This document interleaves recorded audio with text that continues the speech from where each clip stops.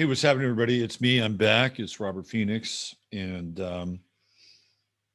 let's see, what is it? 6:28 tonight here on Sunday, and I'm not in my normal location. I've got the slightly ectoplasmic look tonight, which means I don't have a green screen. However, that said, everything looks like it's all part of space. All right, that's part of space too. So here's the space. Thanks for being here. Um, got a lot of ground to cover, and I am joined by the Cosmic Baby over there. There. Let's see there. No, it would be there. Everything was reversed here in TV world. Hello, Cosmic Baby. Yeah, so we're going to be talking Roe v. Wade tonight, looking at a bunch of stuff with Roe v. Wade, and we've got 3 charts for Roe v. Wade. We have the actual decision chart, which is a pretty interesting chart, and not just the decision chart, but the astrological evolution of how they came about to that decision, and some of the players involved, specifically Roe, who is not Roe. As many of you know, Roe is Norma Jean McCorvey, or at least Norma McCorvey. I don't know if the Jean is in there, but Norma McCorvey. And she is Jane Roe, not Jane Doe, but Jane Roe. And Wade is Henry Wade, who is a very interesting character and in some ways may be often overlooked when it comes to the whole Roe versus Wade topic. So we're going to get into him a little bit tonight. Not so much from the astrological side of things, although I guess we could, but more from kind of who he is and what he was involved with prior to Roe v. Wade. Some bizarre stuff. Anyway, we're going to get into that tonight, and we're also going to take a look at the chart of Bjork, who is a very unusual human being. And I decided to take a look at her chart and try to understand if there's anything unusual about her chart, which translates into her being an unusual human. And I think we can make the case for that, at least as much as we can based on the chart, because you know a lot about Bjork. So we're gonna take a look at her chart. We're gonna look at the chart at the moment as well, because obviously we're dealing with some very unusual and interesting times. So sometimes it can be good for us to try to locate ourselves in time space. So we're gonna look at the chart at the moment. We haven't done that in a few weeks. I haven't blown it off per se, but I've just been going in other directions. Tonight we'll revisit the chart of the moment, and I think we'll get into it at the top of the show. I think it's probably the best thing. Coming off last week's show with David Palmer, 10,000 plus people. It's always a party when David's on the show, and I always have a great time, and I always learn some stuff when David shows up, which is great. And as I mentioned before, we are having an event. Well, I'm having an event. David's going to be at the event, so which is great. And he's going to be this year's guest. In years past, we've had a number of other people, but David is going to be there this year. And we do have hotel rooms available at the Inn of the Hills, which is in Kerrville. And if you haven't, because it's funny. I this is my 4th year doing this event, so I just assume that people know what the hotel is like and what Kerrville is like, and I shouldn't assume that. So let me give you just a bit of a visual here of some of the images of the Inn of the Hills in Kerrville. Let me see if I can pop them up. It's a very comfortable hotel. So let me show you where you'll be staying for a few days. Let me do a little bit of a screen share here.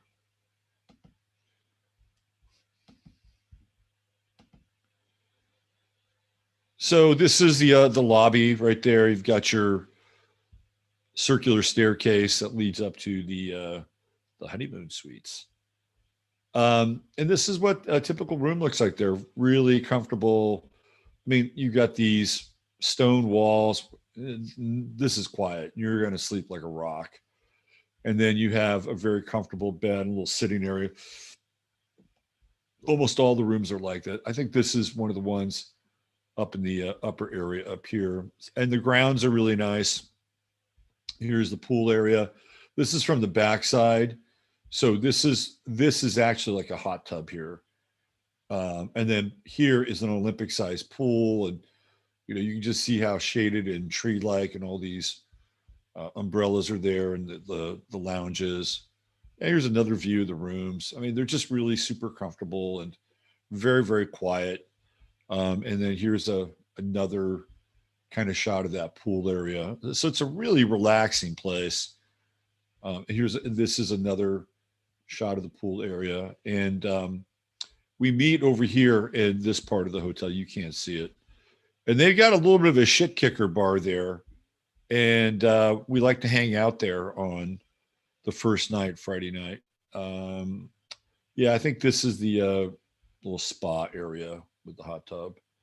The other thing that's great about this hotel is that they have another pool that we have access to, which is off-site, not too far away. And it's one of those, kind of horizon pools and overlooks the Guadalupe River.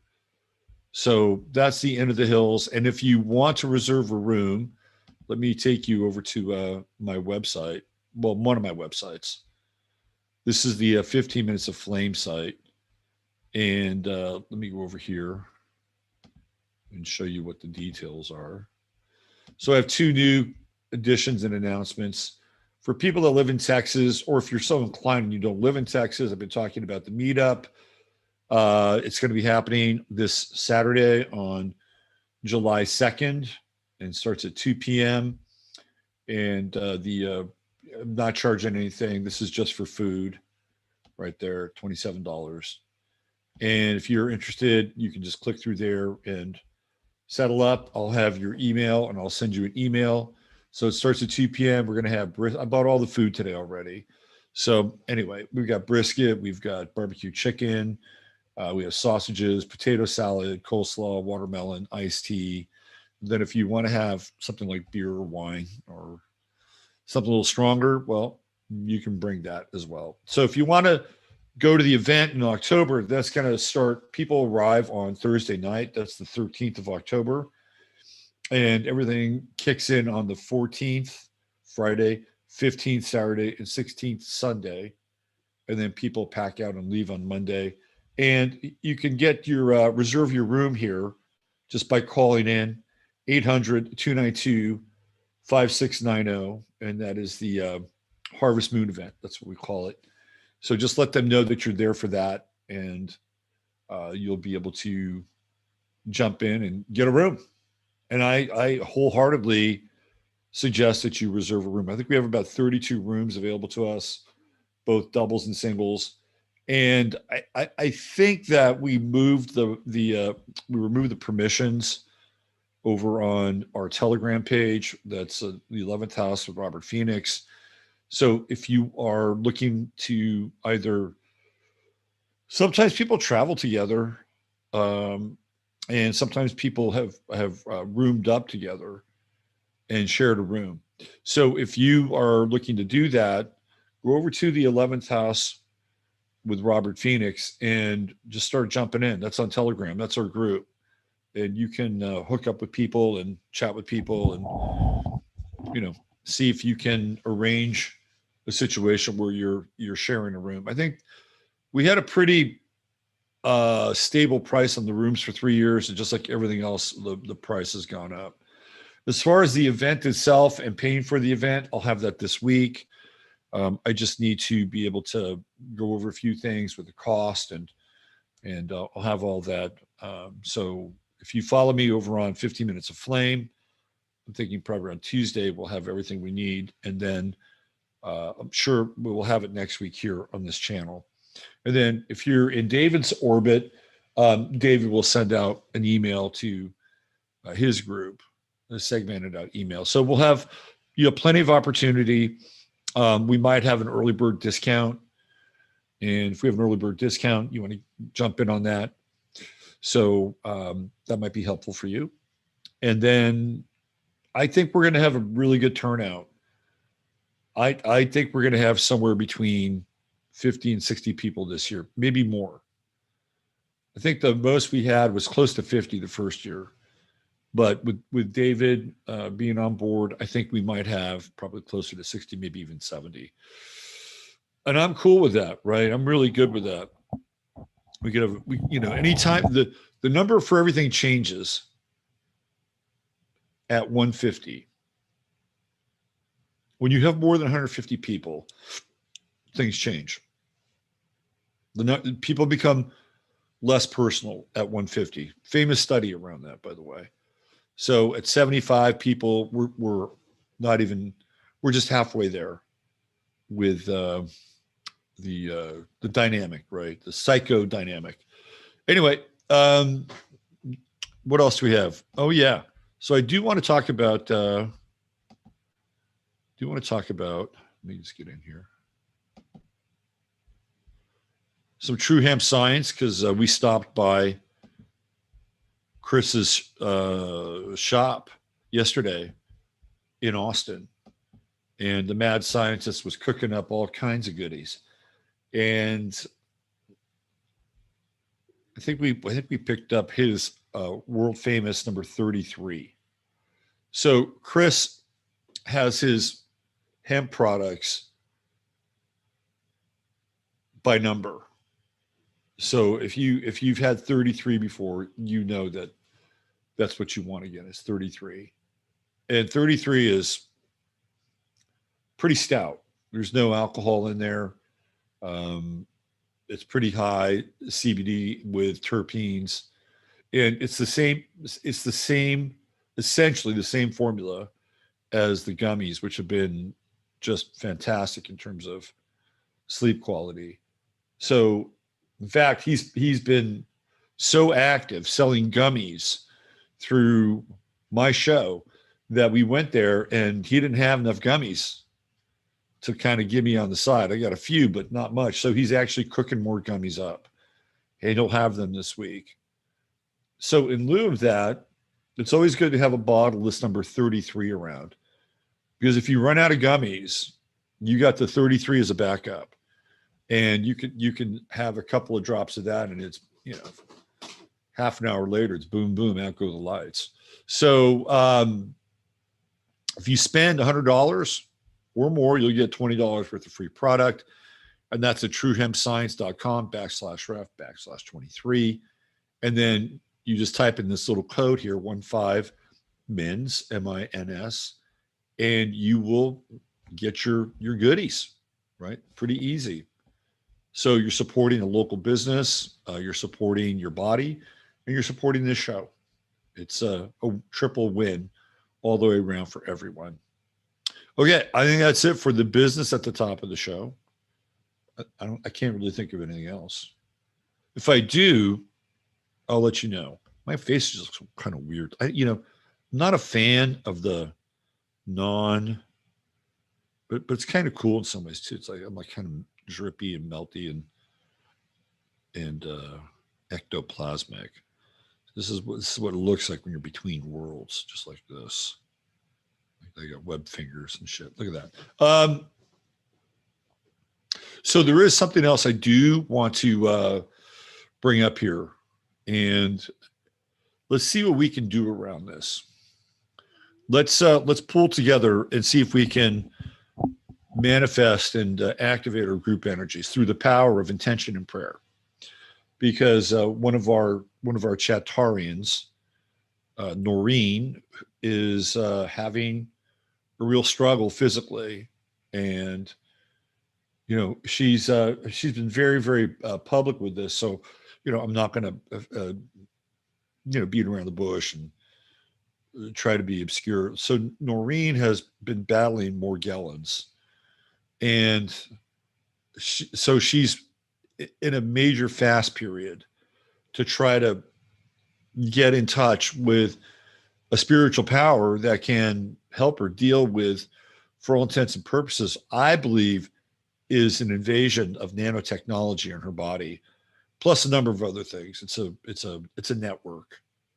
It is a network of various pathogens and invaders, aliens in the body.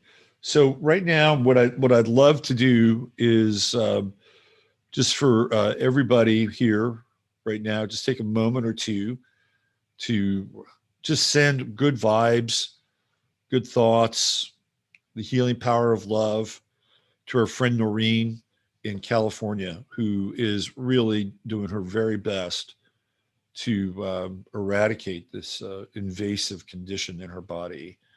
So if you could do that, that would be awesome. And from, on my end, I'm going to go old school here.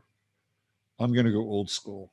And I'm just going to invoke the power of Jesus Christ and Sananda Yeshua Emmanuel to bless and help Noreen so that she can be comforted and healed from this malady that has been imposed upon her.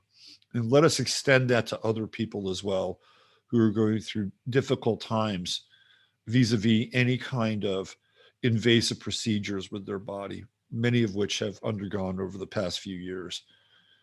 May they be comforted and may they be healed in your name. Amen. All right. Thank you for taking some time to help her out with that. I really appreciate that. And we'll be back here next week so we can find out if indeed the efficacy of prayer is omnipresent and powerful in our lives. We wish her well. She's such a good person. Okay, let's get into tonight's show. Before I do that, let's get into you. Let's get into you. How are you doing? And let's see who's here tonight. We got Jonas, the lovely and talented one. She's here. Front of the list, top of the pyramid. Abella Soul, what's going on, Abella? Mazu Mink, good evening. There's Mark, yes. Hi, Mark. There's my man, Ryan. What's happening, Ryan? Susie Gemini is here. Miss Nikki. Russell Gill. Hey, Russell. Andrea Legger. Did I say that right, Andrea? Sony's here. What's going on, Sony? Misty Minor Mountaintops. Arlene Vega, she's back. Greetings back at you. Evan Taylor, I was just looking for the show and then it popped up. What's going on, Evan? Good to see you. Love a Scorpio. We love you too. Derek Reagan Walls, what's going on, DRW? Happy Sunday. Will the Beast. I love that name. Will the Beast. What's going on, Will the Beast? There's Marissa Probesting. Hi, Marissa. Good to see you here. Looking forward to seeing you again. Love Light Energetics, Kelly B.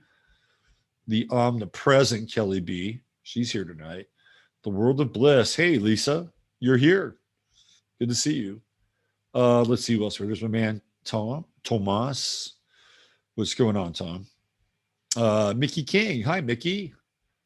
How are you? So, Mickey, I think you were here. I guess you were here last week when I was talking about. It was Friday. I think you were in the chat on Friday, and I mentioned Portland State, and I did not get to your comment because I saw your comment after the show. And yes, that is the school that your granddaughter went to. Your dearly beloved and departed granddaughter. And Portland State is a vortex of insanity, as we saw on Friday's show. Anyway, I just wanted to let you know that I saw your comment, Mickey, and I hope you're doing okay tonight. More than okay. I hope you're actually doing really well and enjoying life. Okay, who else do we have here? Nora Reed and the Whimsical Farmer Girl. What's going on? W.C. Ray. What's going on, brother? Hope you're doing well. Let's see who else we have. Garrett Brooks is here. There's my man, Steve. What's going on, Steve? Soleil. Hey, Soleil. Good to see you here. David has the same July 23rd birthday as myself, but many years younger. Well, I'm sure you have some very strong leonine traits. nonetheless. Diane Evans is in the house tonight, and so is Denise Walker right behind her. Let's see who else we have here. S.L. Sully. Who else? Diane Evans. What's going on? There's my man, Masaki. Masaki and I have some of the craziest texts, man. I think if people saw the text that Masaki and I share, it would. If you didn't know what we were talking about, it'd be like two people who were in like different wings of an insane asylum sharing things, right? Crazy stuff. All right, we got Jeff Adkins. What's going on, Jeff? Thanks for being here. There's Cheryl. What's going on, Cheryl? Nikki's a little under the weather tonight. So let's see. Kelly's in both groups. Sky Gypsy 333. Monsoons have arrived in Arizona. Does that mean you have the black dust? Well, I hope you guys get some water for those lakes, man. That is a big time crisis. Alexis Stanton's here. She's excited. She made it. There's Ren. What's going on, Ren? Good to see you. We got a couple of Scorpios back to back, Ren and Kelly B. Scorpio City. There is Leon Vincent Radway. Leon Vito Vincent Radway. Count Leon Vito Vincent Radway. Good to see you here. Let's see, who else do we have? The gummy is the number 32 formula. Number 32 is the gummy formula. Okay, there we got 32. It wasn't 33. 32. My bad. I think there is a 33 though. Let's see. Steve says, we just returned from a week in Buffalo. I did many wonderful hikes, including Rock City, Lake Erie waterfront, Rhinestein Woods for hot pink water lilies.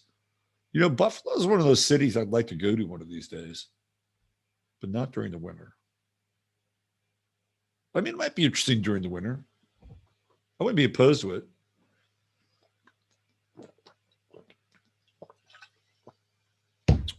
Niagara Falls is a bucket list. I want to go to Niagara Falls. 133 in chat. That's a good number. Let's see. So it's 98 degrees in Portland. Wow. Okay. Who else do we have here? Yeah. Let's see if we can help our friend Noreen out. SL Sully. There you go. Love a Scorpio. We got a lot of Scorpios that hang out here. Gee, I wonder why. Maya Rose is here. Hi, Maya. Good to see you. And there's Maddie 7. What's going on, Michael? And then we have Michelle on wheels. Michelle and Michael back to back. And guess what? You're both Geminis. Look at that. How about that? These things happen to work this way. Lilith J. Was it Illis J? And let's see somebody else. Raven Rain. Speaking of the Pacific Northwest, flying in tonight, landing here in chat. Neo is here. Maya Rose's birthday is the 26th of July. I need this Morgellon torture to end. Exhausted. Yeah. Hey, cheeky monkey. Cheeky monkey hanging out. Let's see. Mark Galloway. Glemma Spence. Hi, Glemma. Thanks for your prayers. I know Noreen can use all the help she can get. Karen McQuaid. What's going on, Karen? And Chad Warren. Hey, Chad. Good comments over on the Friday show, Chad. Good stuff. Marie MacArthur. There's Snake. Speaking of Leos, Snake Jones 19. What's going on, Big Cat? David Hawk is here. He's all set up with his reservation for the meetup. I love it. Way to go, David. Let's see. Who else do we have? You guys are the best. Carolina in the Pines. I love it. Everybody's chipping in the prayer front. I love it. Meow, meow. Good stuff. Good stuff. Anybody else? Anybody new showing up here? Let's see. Yes, I agree. Well, I'm with you. Let's just affirm that. Stephen Andres. Hey, what's going on, Stephen? Welcome back. Let's see. All right. Don't forget the like button. Thanks, Derek. All right. Why don't we, here's Denny. Denny and Liddy Lou. Liddy Lou showing up on Twitter. She's got a good Twitter feed, by the way. Kelly Kells. Hey, Kelly. Bill Smith. No one you know. And of course, there's the legendary Charles Mazak and Jonathan Picone. All right. We got a good group here tonight. The energy is off the charts. So speaking of charts, why don't we go check out the chart of the moment? Let's get down into it. Let me go to the homepage here. There it is. The chart of the moment. Uh-oh. Let me go back. Where are we? Right here. Okay, I'm just going to change the location. I thought it was Austin, but it's Atlanta. And you know, Atlanta's a nice city, and it's not that far away, honestly, but it's not where I am now. So I'm going to change it. If I was in Atlanta, I'd keep it. Nothing against Atlanta. Do you know that there's only 2 words in the language that we speak that begin with ATL, the letters ATL? Do you know what those are? Atlantis and Atlas. That's it. That's it. Those are the only in Atlanta at, let's see, what do we have here? Atlanta. Yeah, ATL. Atlanta, Atlantis, and Atlas. Those are the only 3 words in the English language with the ATL. All right. Let's get back to the chart of the moment here.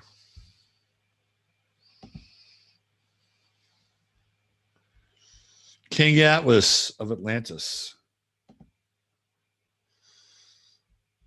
I always thought that Atlanta would be the capital of the New World Order because of its Atlantean connotations. And I may be right yet. Okay, here we go. We've got we're in Cancer season now, and it was really funny. I was on Twitter, and I just before Masaki had posted that, like clockwork, the Roe v. Wade stuff is happening in Cancer season. I was thinking about it. I'm like, oh man, this Roe v. Wade. I think it was on Friday. I'm like, this Roe v. Wade shit is happening right during Cancer. It's like a freaking clock, right? So we're dealing with mothers, maternity, nurturing, and we got Black Moon. We're going to look at all the Roe v. Wade stuff tonight. And the decision, we're going to look at Norma McCorvey. We're going to look at the first date with the decision. So we're going to kind of do a 360 on Roe v. Wade. But we are in Cancer season. So the the hysteria is at an all-time high, an all-time peak. I was watching a lot of the live streams on Friday night in various cities around America, and a lot of shriek value, high shrieking, lots of screaming, lots of wailing banshees. And the thing that I noticed that was quite different than what had happened during the summer of Floyd, and I talked about this, and I've been sort of mapping this out for a few months now, because we knew that this was going to happen. It was just a matter of when, and it did. And the cops in LA wasted no time getting in on the streets and breaking shit up. And there's a reason why. It's because it's a different demographic. I mean, these women are not walking around with handguns. or they're not walking around with ARs. I mean, it's a very different demo than the George Floyd crowd, the Black Lives Matter crowd. There were people during that time who were pretty dangerous, and a lot of them had been let out of prison to be a part of this. Remember that? They were letting all these people out of prison because of the COVID shit. That was happening. That had happened. Oh yeah, we have a lot of people. We have a real COVID issue inside the prison. We got to let these people out. That was a great idea, wasn't it? And then, we saw these masterminds going into New York City with all these power tools and just going in and cutting through doors for jewelers. And it was fucking sophisticated. They're blowing up ATMs. This is nothing like that because that crowd is not involved.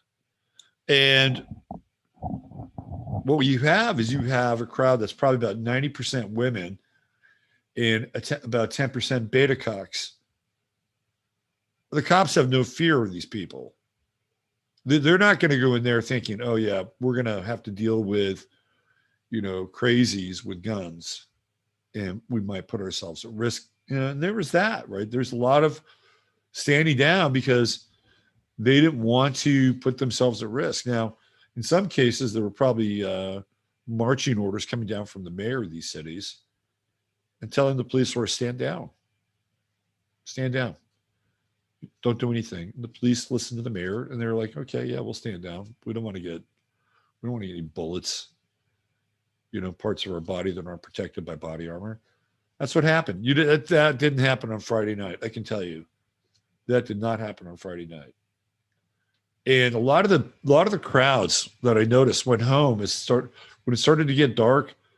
These women were going home. They're like, okay, we're not going to be out in the city.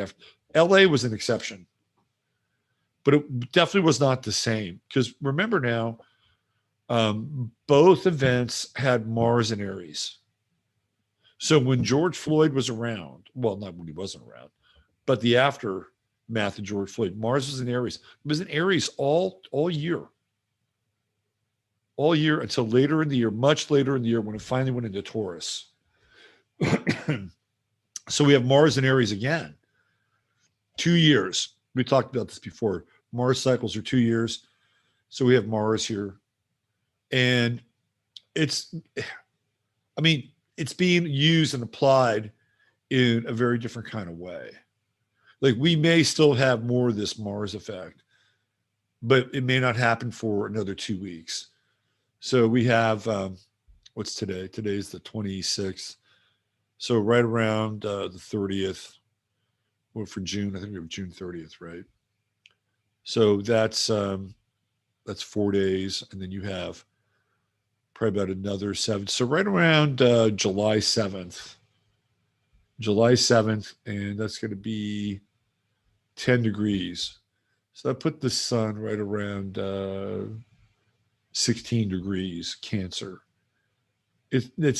It may catch up to Mars in terms of a square, but that energy is already, even though it's not an official square, which for the orbs have to be about anywhere between 8 to 10 degrees. But we already have these competing energies.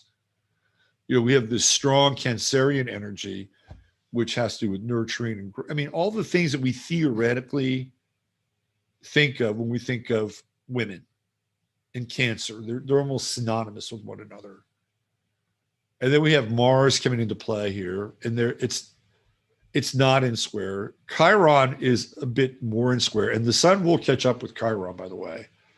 Sun will be there in 10 days, right? 10 days, Chiron, actually closer than that. Chiron is at 16, 10 days. So the sun will square Chiron.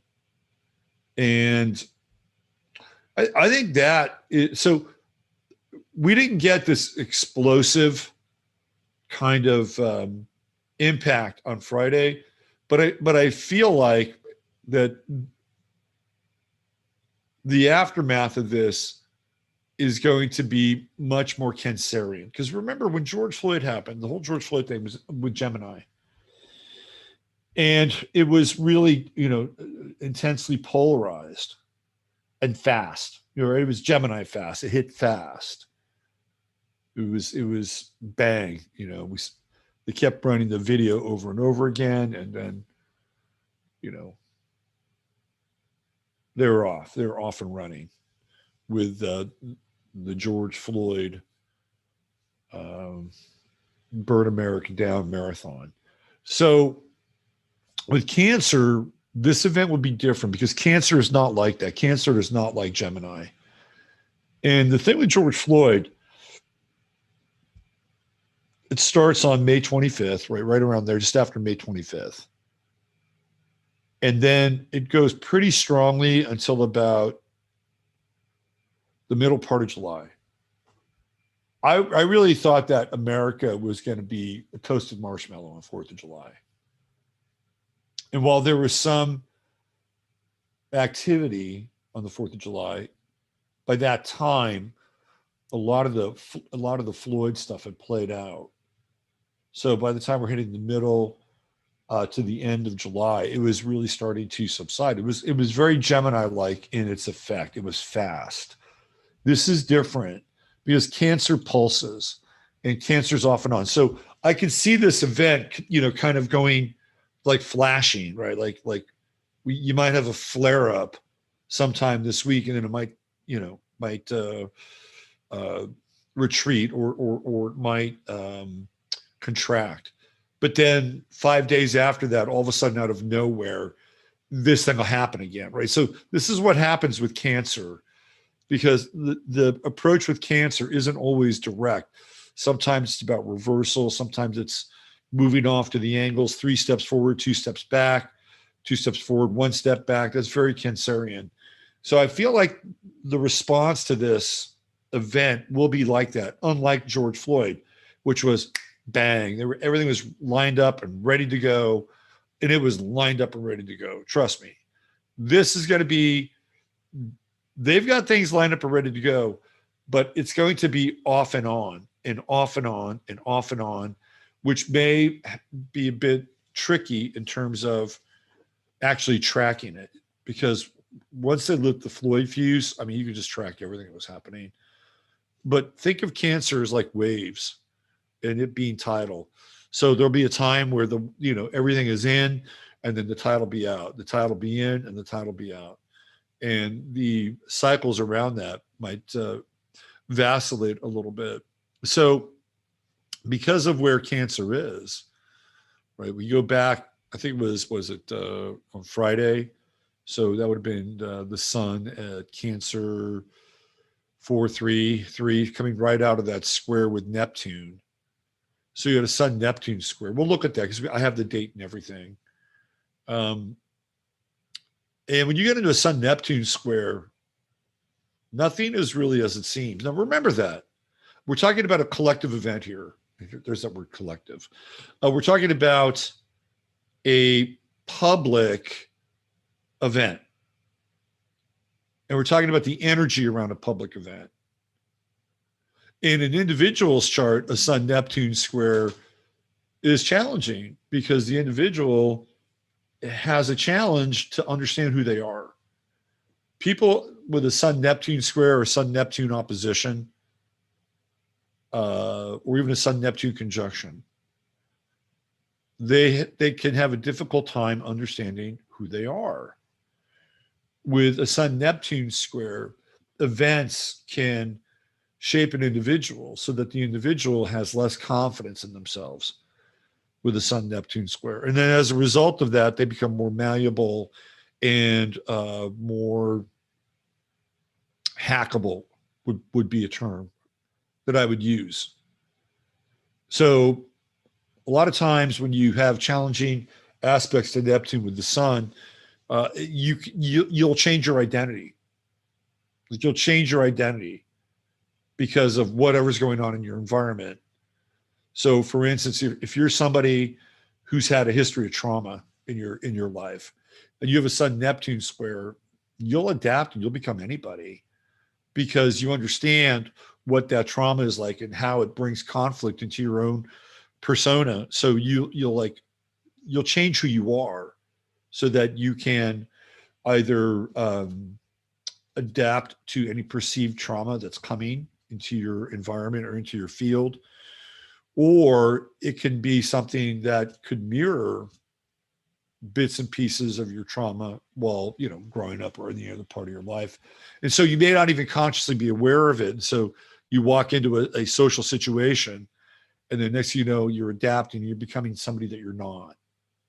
And people who have Sun Neptune squares can also lose themselves with alcohol. Anytime you get a square to the inner planets, and I've talked about this many times on this show with Neptune, there's a breach. There is a breach in the firewall, and you have to figure out how you're going to deal with that breach. So with the sun, it's your identity. If you're a Sun Neptune square person, you might go to a party and you might drink so that you can feel more confident, or, you know,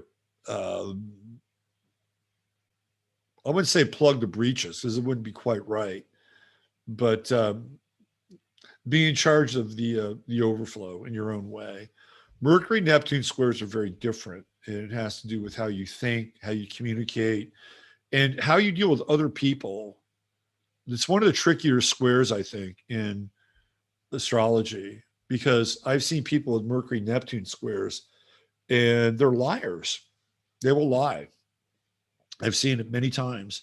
And I've seen people with Mercury Neptune squares who are not liars.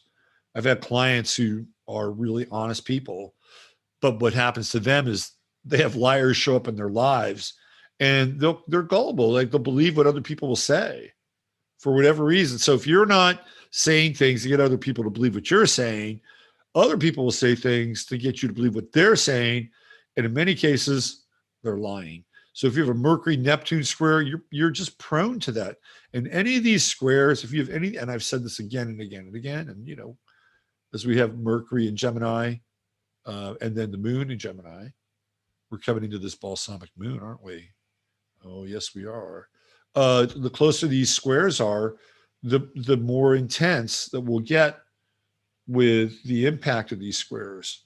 So the moon Neptune squares, emotional dependency, big time emotional dependency. It represents a real rupture between the individual and their family, how they've been raised, and codependency. You know, that's the codependency inheritance in the family world.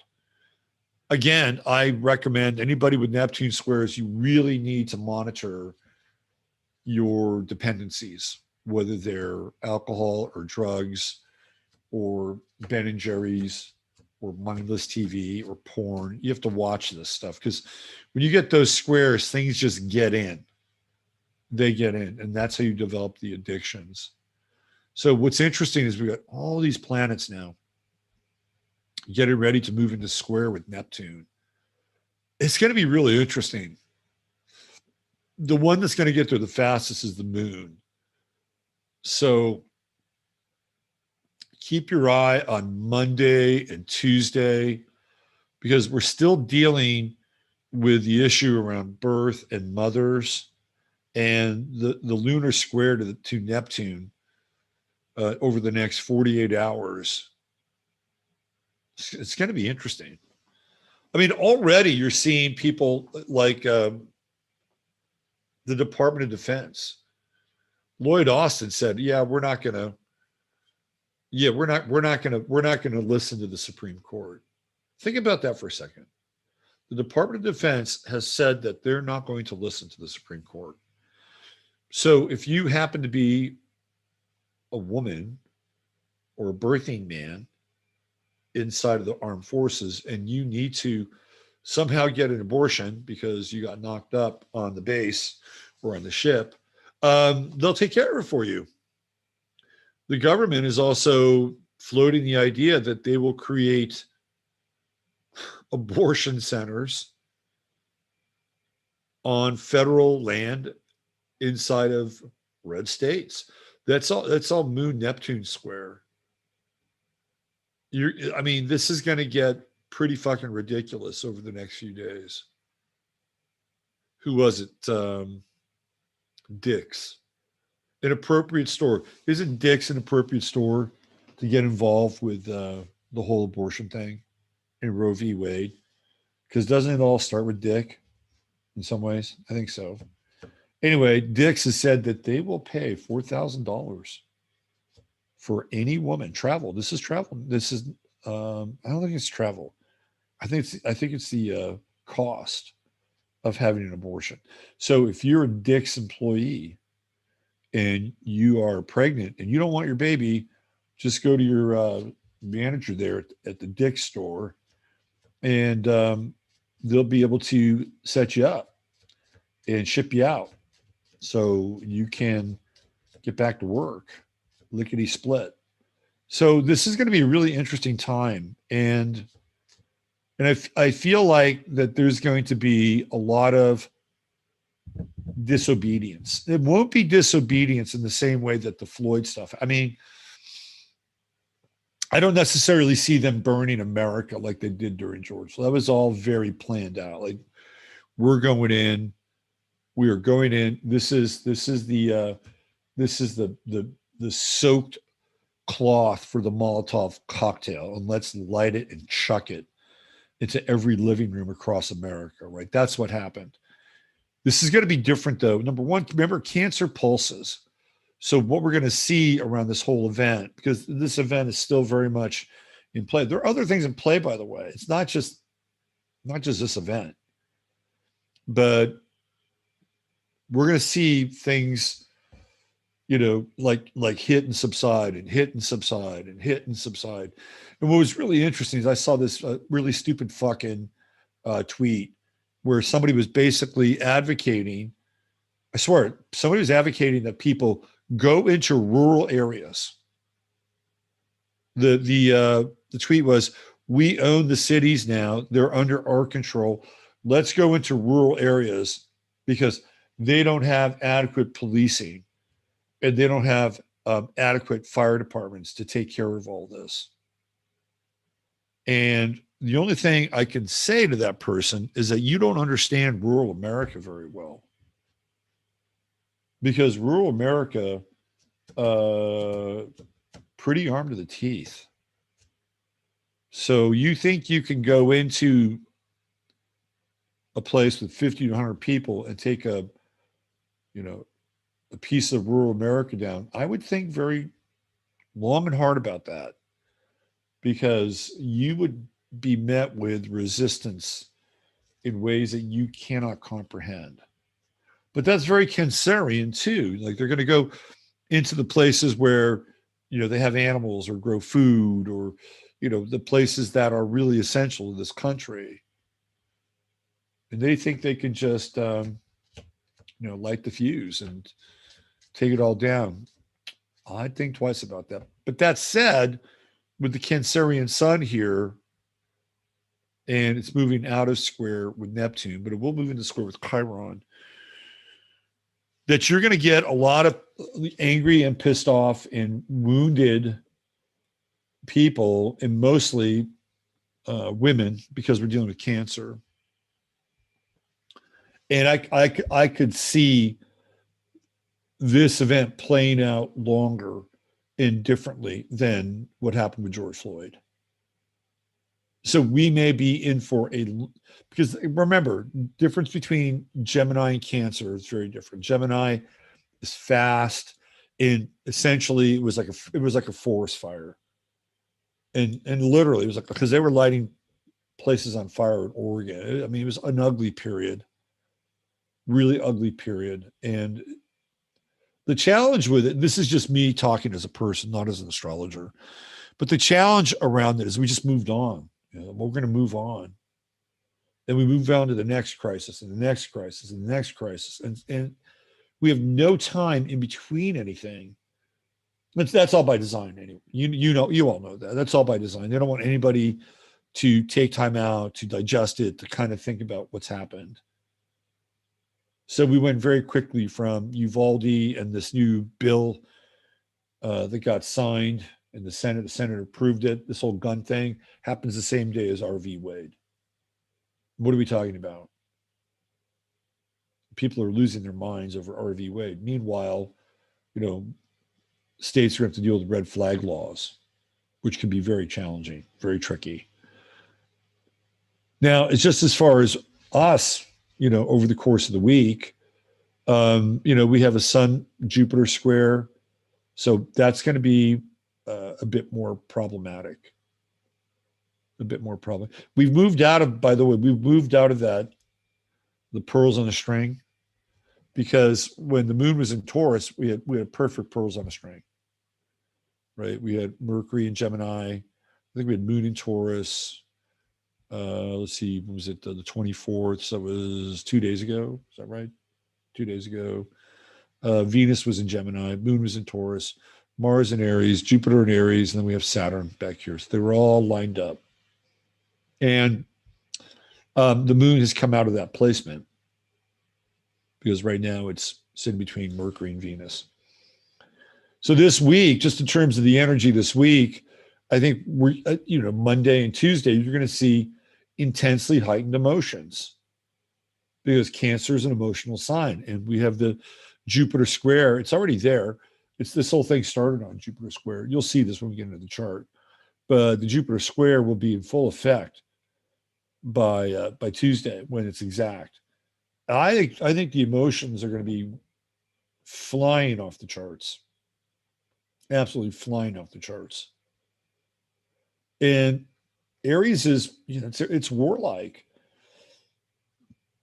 It's warlike and it's aggressive. And you have this sign here that's supposed to be engaged in nurturing and emotional balance and love and all the things that go along with it. And, it's in this cardinal square. So it's intense, it's initiatory and explosive.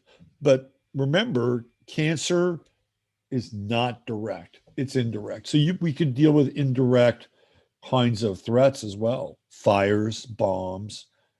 Again, this is just what we're looking at. I'm clearly not advocating anything.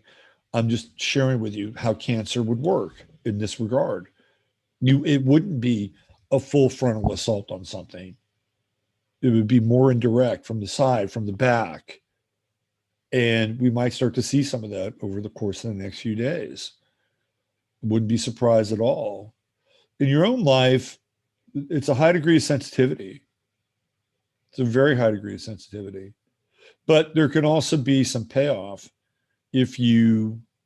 anytime you get a square with Jupiter to a planet, I think there's some interesting potential because it's teasing open the possibility of that planet. And we know that Cancer is very insular and wants to hide under the table or something, right? That's the nature of Cancer.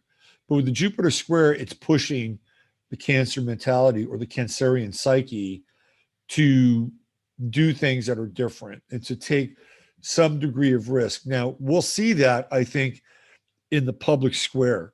We'll see that happen. But even in your own life, this would be a time where if you want, like the next 48 hours, if you wanted to take a calculated risk,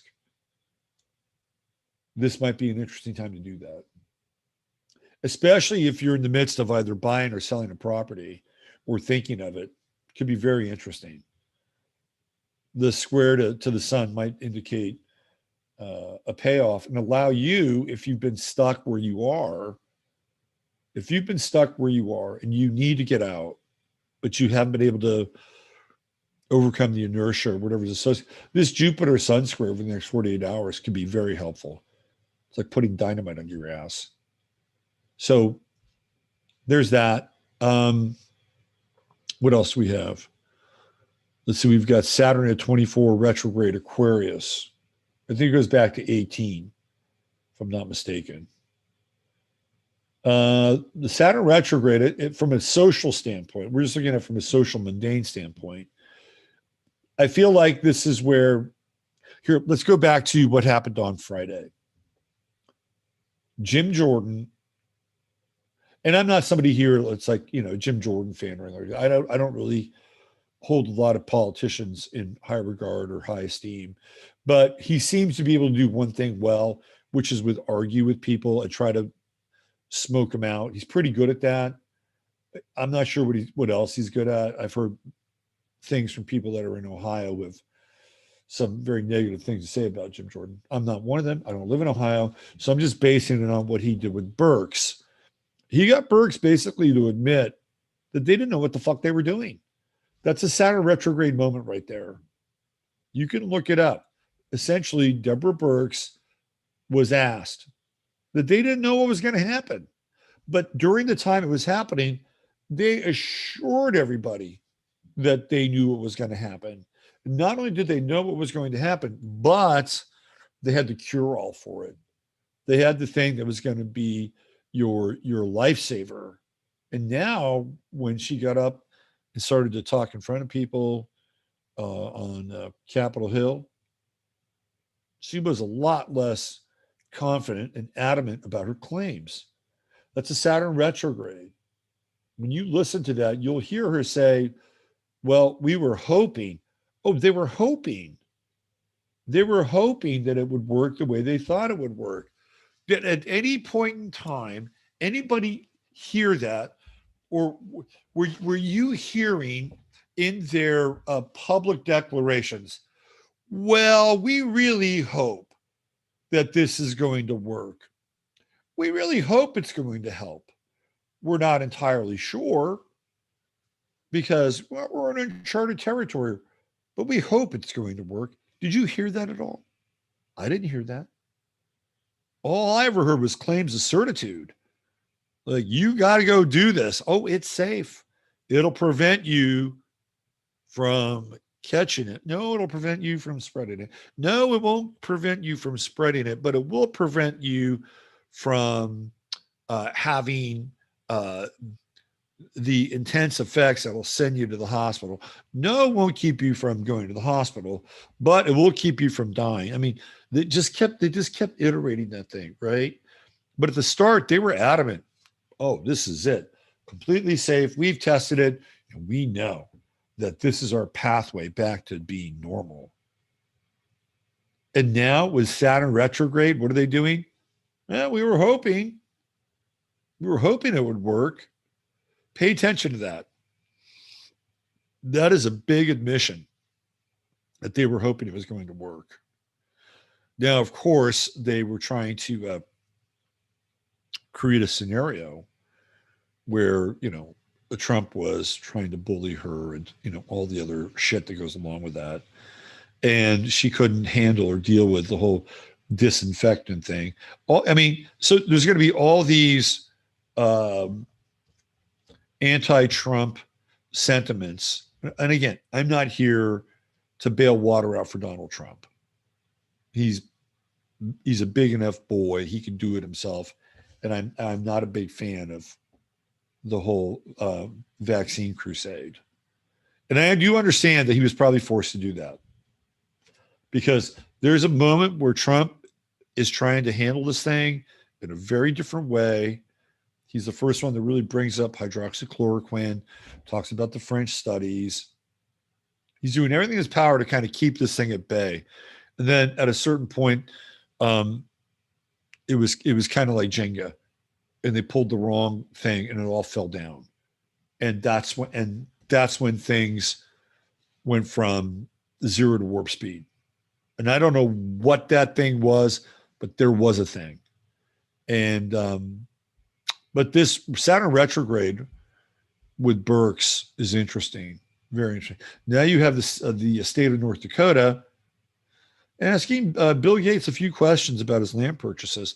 So what we see here with Saturn, remember, Saturn represents authorities.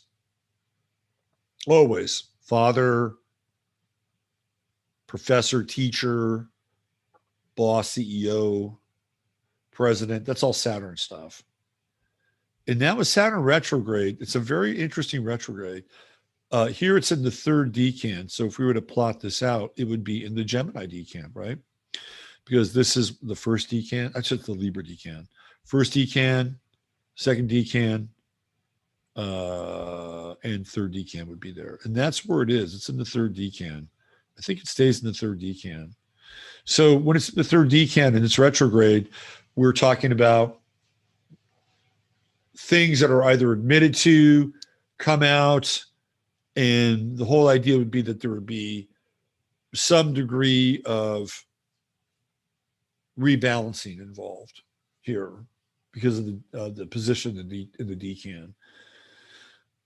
So I think it's going to be very difficult for them to sell whatever their next bio cocktail is going to be. What's also interesting is that now they are talking about a new strain of something very deadly in Florida that's showing up in the gay community. Where have you heard that before? You heard it in the early 1980s when HIV and AIDS broke out. And who was at ground zero with that shit? Tony Fauci. And what are we seeing now? We're seeing another very intense immune system destroyer coming out of Florida. Do you think it's because they may have had some alteration to their ability to maintain their immune system through some form of injectable third party? Do you think the carjack is responsible for wrecking their immune system? Well, if somebody has any history and expertise in these areas where certain groups of our population suffer from a malady specific to that group, well, it would be Tony Fauci, because he was there when it all started back in the late 70s and early 80s. So here we go again, Saturn retrograde. And we're seeing the echoes of what's already transpired. And now we're looking back on it. Oh, okay. Of course, the big problem is that there isn't there isn't the lens of a particular type of media that could broadcast some of this stuff far and wide enough so it would begin to nudge people out of their trance. Most people that's never going to happen to them. But if there was that, and by the way, Tucker Carlson does not qualify as that, because Tucker Carlson has been written off.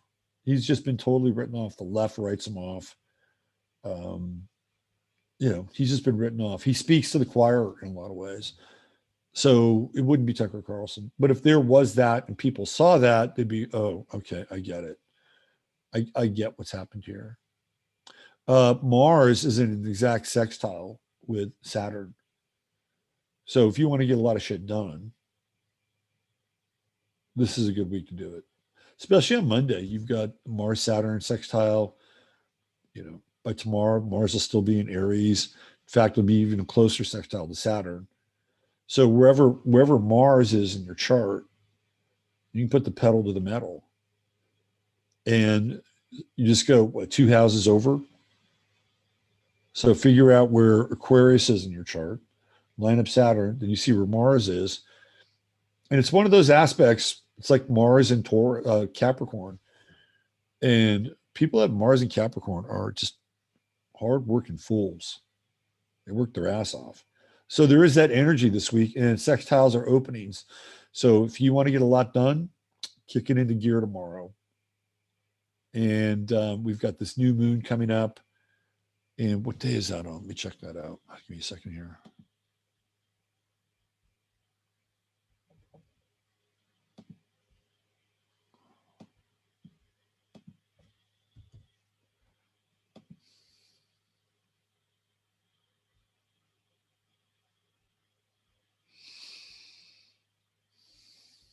Okay. Let's see. Here we go.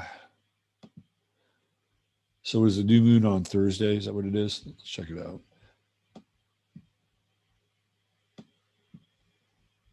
All right.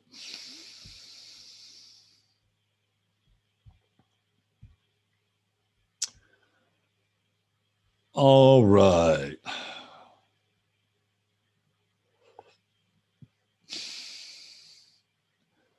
So the new moon is kicking in on Wednesday at 7 Cancer. New moon on 7 Cancer this Wednesday. And those new moons are pretty powerful, very intentional.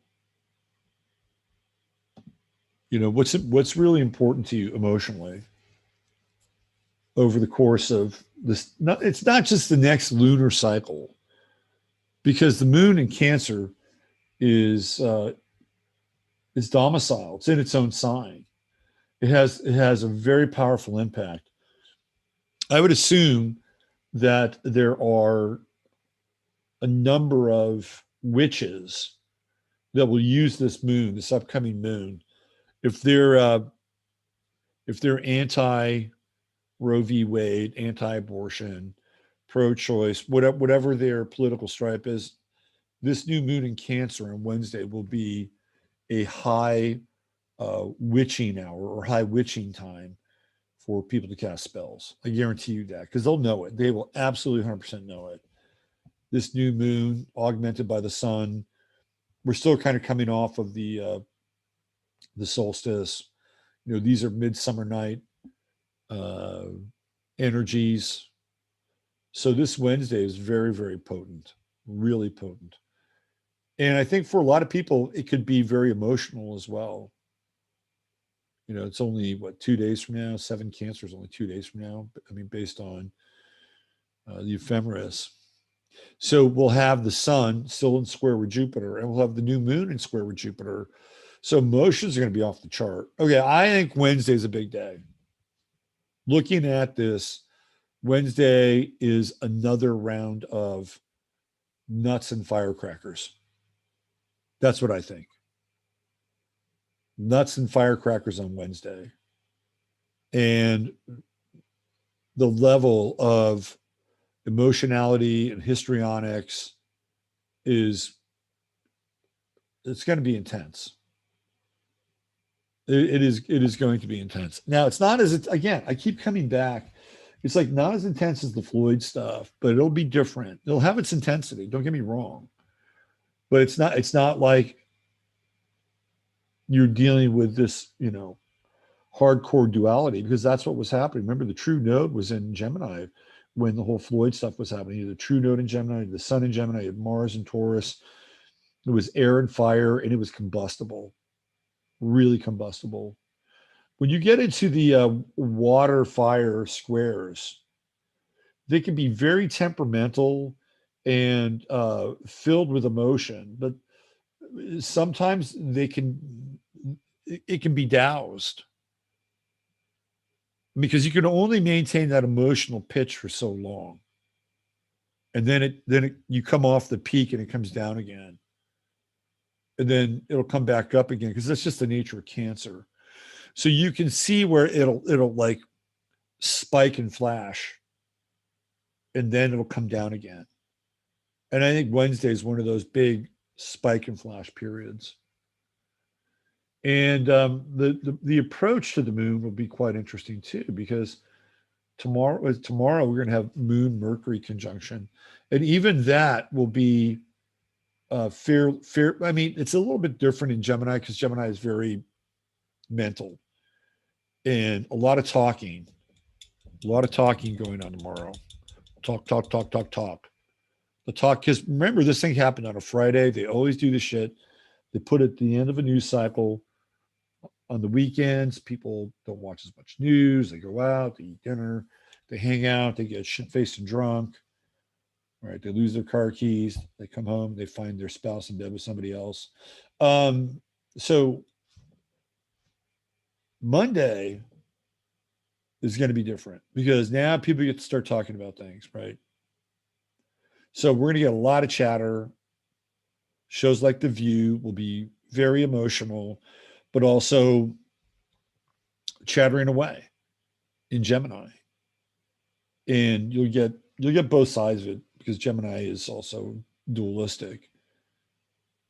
But it's almost like the next 24 hours the next 48 hours until Wednesday, it's almost too many voices in the room, and people just want to go click and turn things off.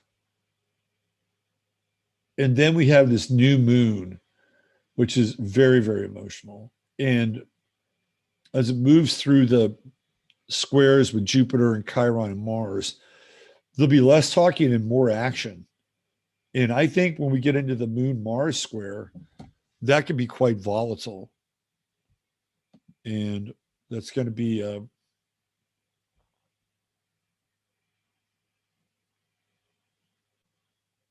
that'll be on Thursday, like late Thursday night. Um, Thursday starts off with the moon at 17, Cancer. Mars is at 26, Aries. So Thursday and Friday, we've got that moon Mars square. And then Saturday, we come into the moon in Leo. Thank God for that. But Thursday and Friday, I think will be intense. I think you'll see, because they're not going to reverse this thing anytime soon, right? No. So that's a super volatile time. It all starts on Wednesday, right? Because Wednesday is the emotional cauldron with this new moon. And then it comes in and it starts to square Mars. And it's like, okay, we filled everything up. We have filled up the container now emotionally. So it's almost like what's the image I have? Remember like, what is it? Lord of the Rings or some of these medieval action movies where they have these giant vats of like boiling shit and wax and oil and stuff like that. You know what I'm talking about?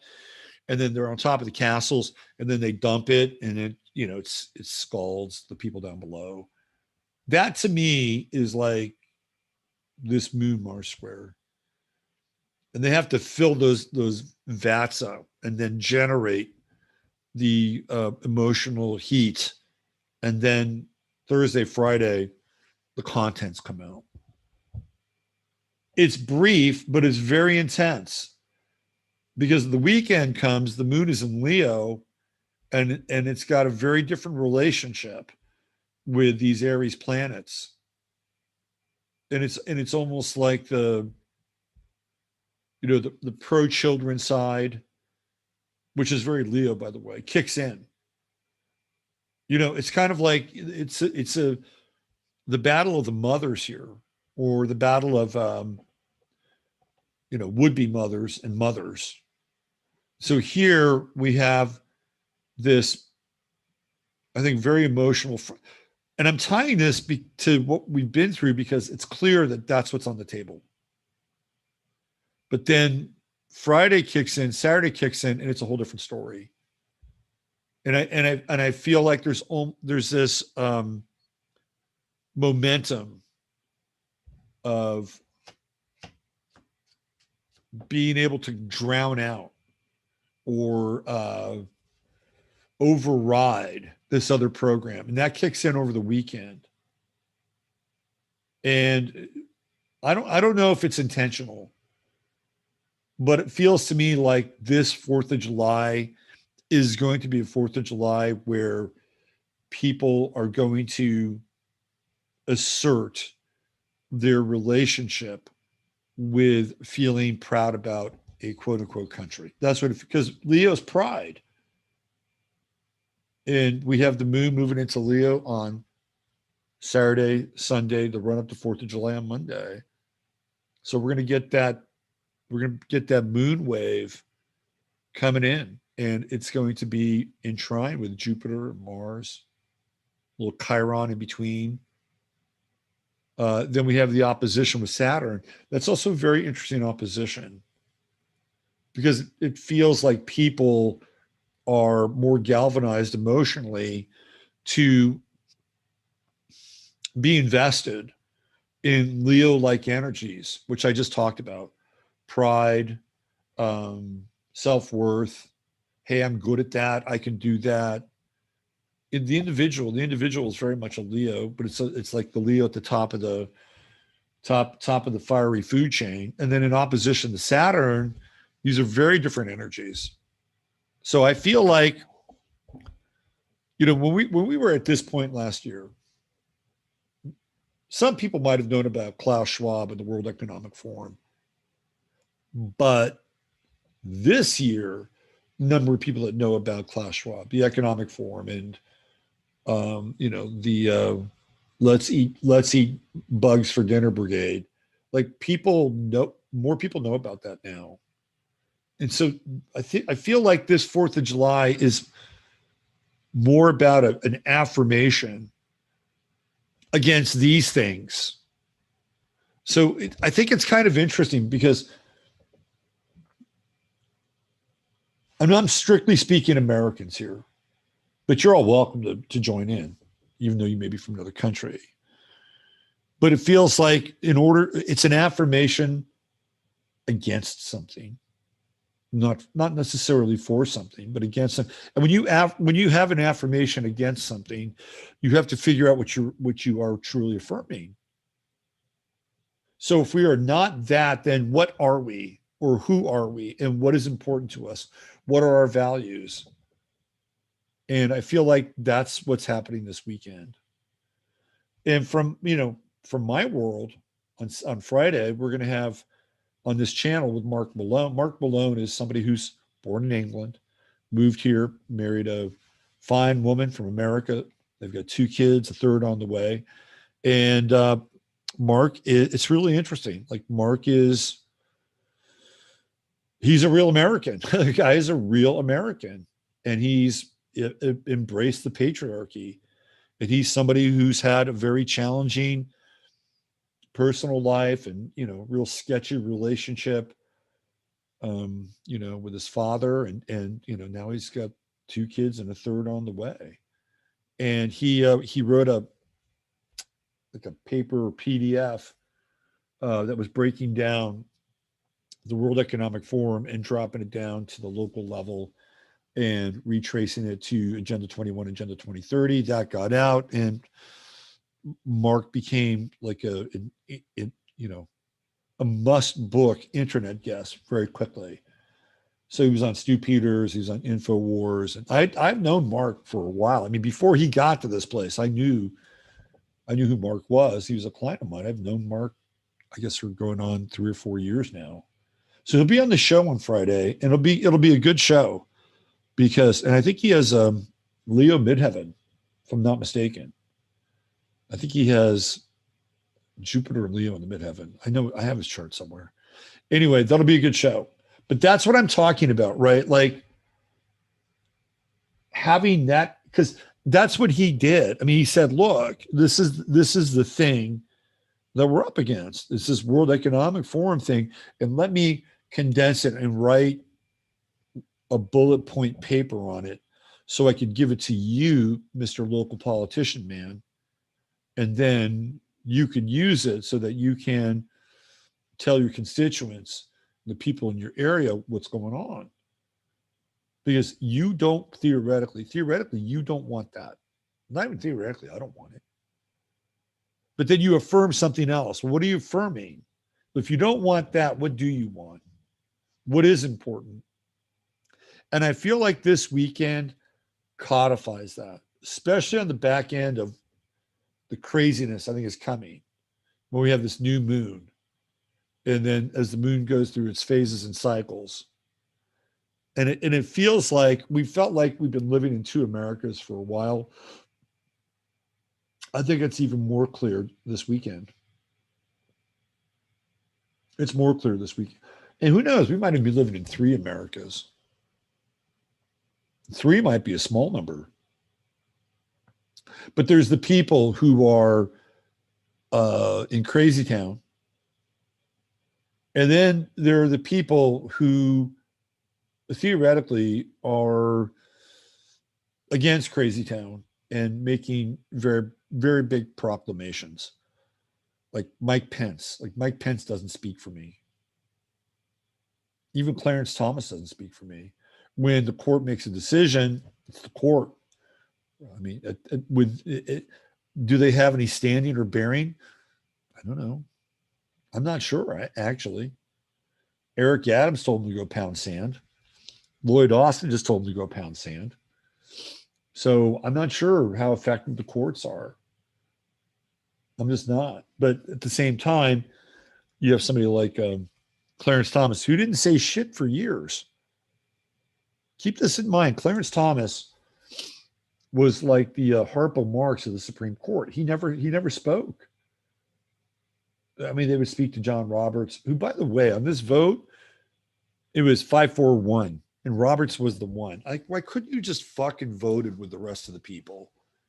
It's like, he wanted to vote with them, but he was appointed by Obama, and he's so political that he's just not gonna cast his vote with the conservatives of the court.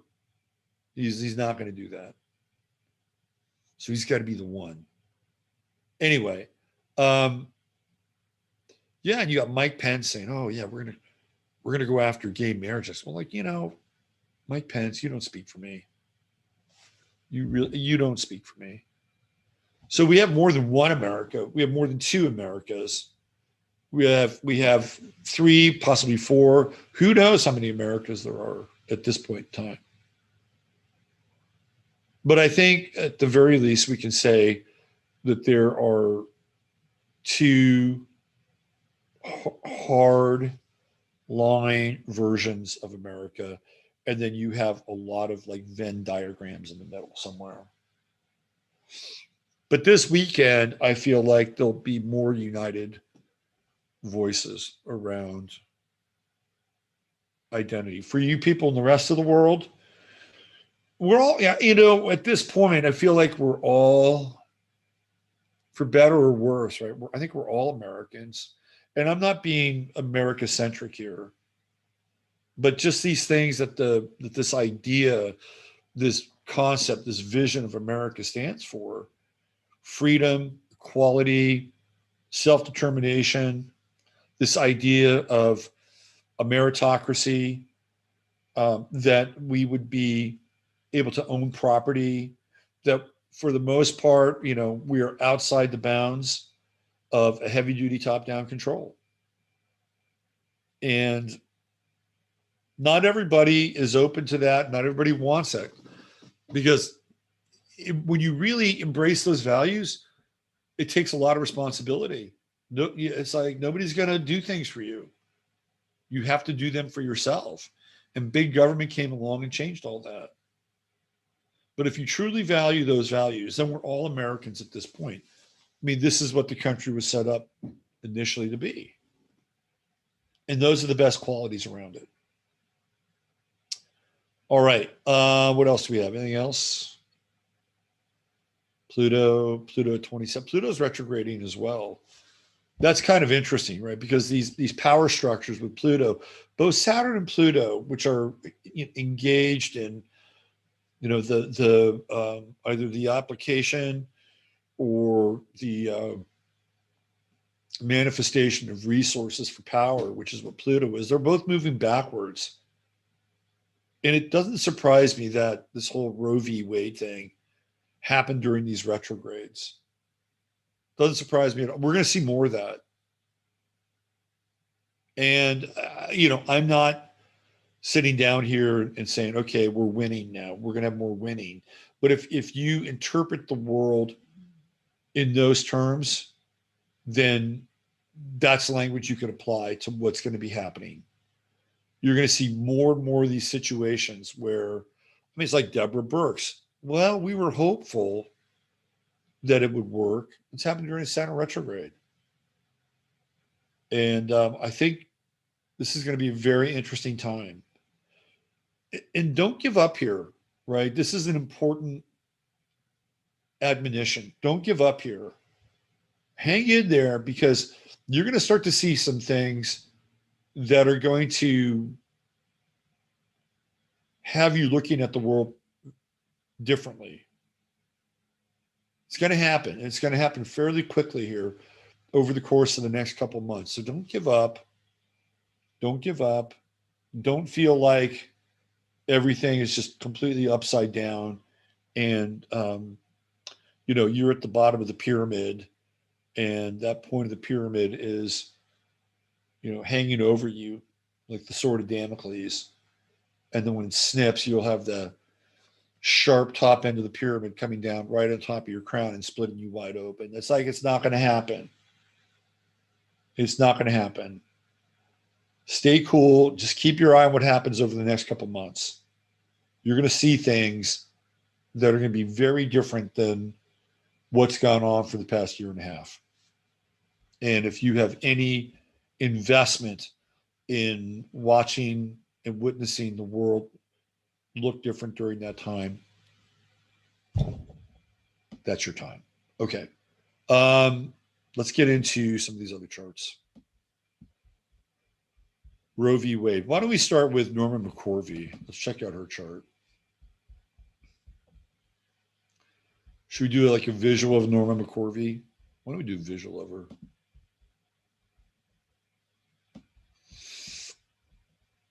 Let me see if I can get a visual. Really looking forward to meeting all of you guys in October. Those who want to attend our get together, totally looking forward to it. Okay, let's look at some images of Norma McCorvey. She looks like somebody who was completely manipulated. Now, remember, she went through this whole thing with Roe v. Wade, and she went to the other side. She was like, I wish I'd never done that. I wish I'd never been involved in that. And so this is who she was when she was young. You can tell that she's probably not very into it. She almost looks like a dude here, doesn't she?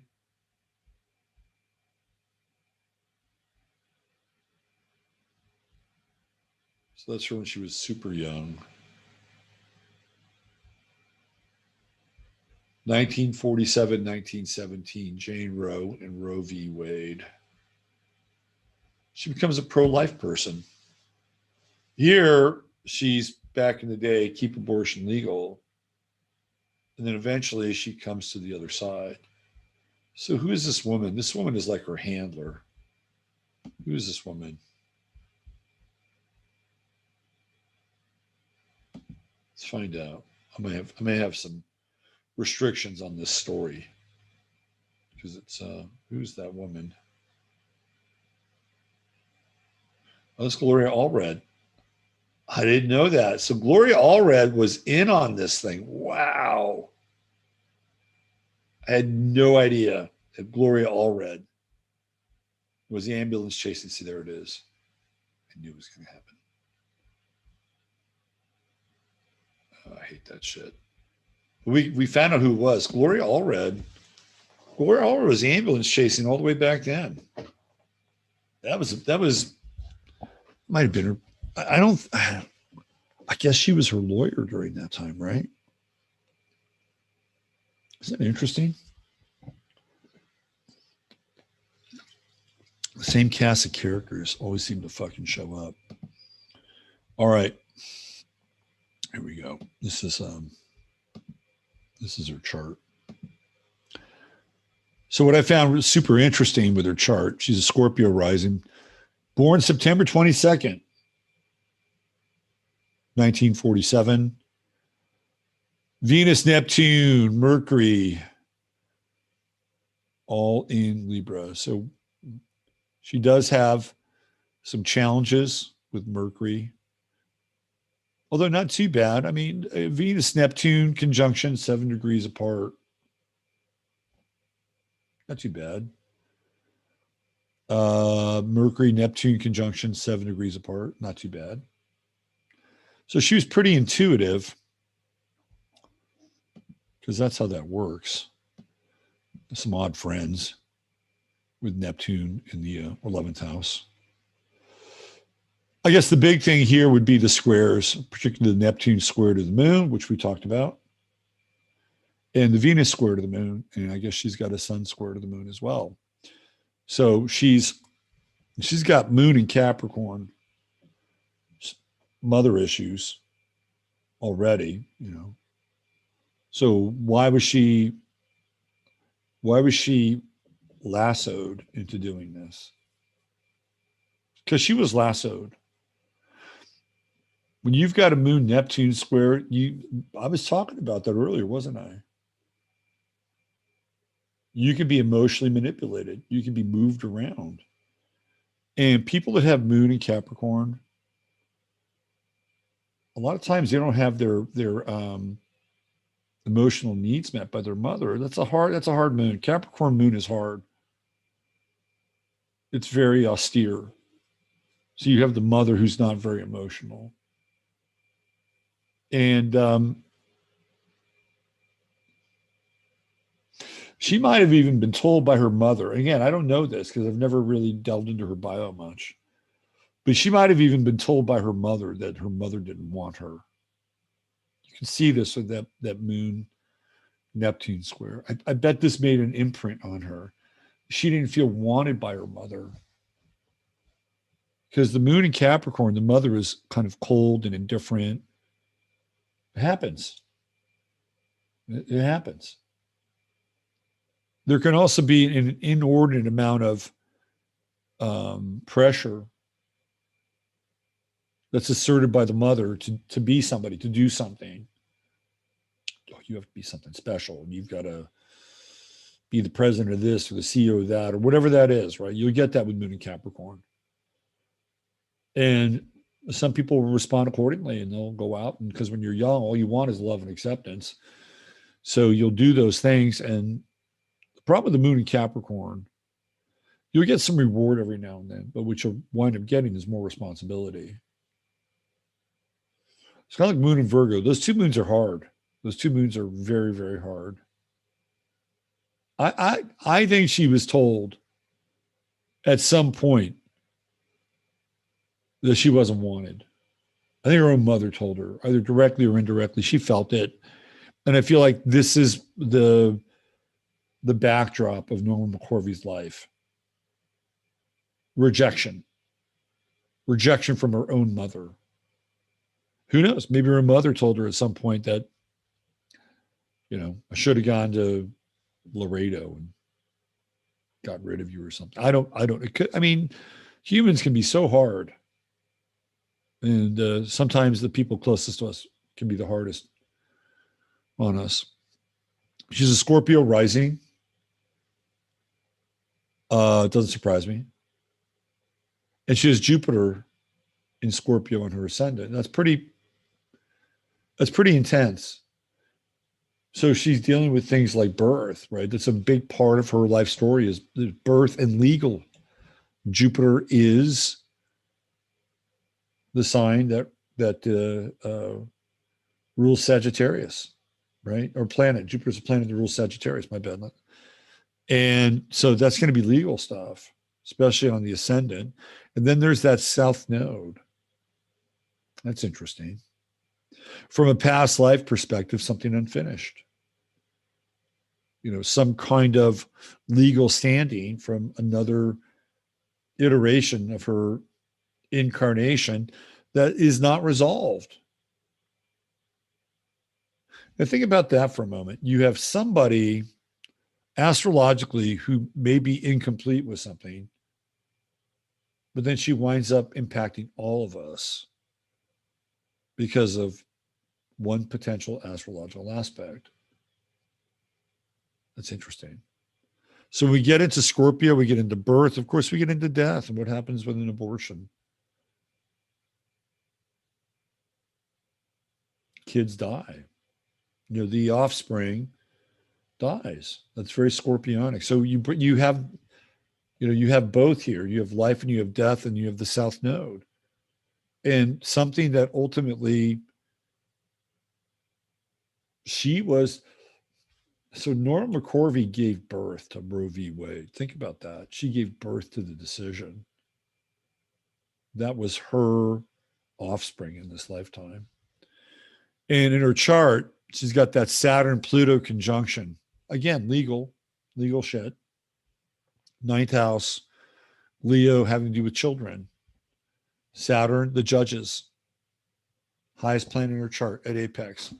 Pluto, rendering a decision that has a impact over life and death. And then we have Saturn squaring her ascendant. That's a hard square, boy. That is a really hard square. I mean, you take her out of the Roe v. Wade drama, Saturn on the ascendant, it's just difficult. Totally difficult. She's got a hard chart. She has a very hard chart. Mars in Cancer. And, you know, we're in Cancer season now. We'll look at the transits here for, I mean, you can see them already. There's Black Moon Lilith conjunct the sun. It was there on Friday. And that kickstarted this whole thing. We'll get into that when we look at the chart for Friday. But this is a difficult chart. She's got a Mars Jupiter trine, and she's got some of these sextiles to Saturn Pluto, which are interesting. She's got a Mars trine to Mercury, is that right? Or Mars sextile to the sun. Sextile, she's here to activate. The trine, she knows how to work. She has a Mercury trine Uranus, is that right? She's not dumb. This woman was not dumb. She's pretty intelligent. But that moon in the second house, and it's afflicted. You know, it's afflicted in Capricorn. It's in its detriment. And then squaring is part of this T-square.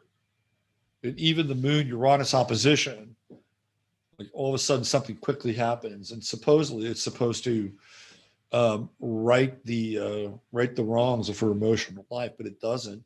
And then she flips back the other way and, you know, becomes an advocate for pro-life, which is very moon opposing Uranus. She's got a really challenging chart.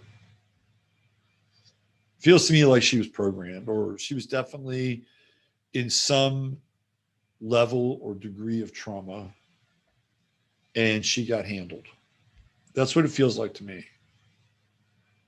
And it's funny that there are at least two pictures of her. I had no idea that was Gloria Allred. There are at least two pictures of her with Gloria Allred, who definitely feels like a handler. It's like, okay, we're going to go in. And I don't know the specifics of the case and how they really found her and how it all came about. I would assume that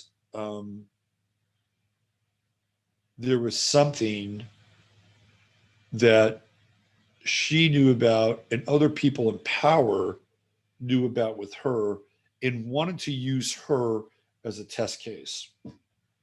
That's what it feels like. I remember a few years ago, there was this, let me see if I can find it.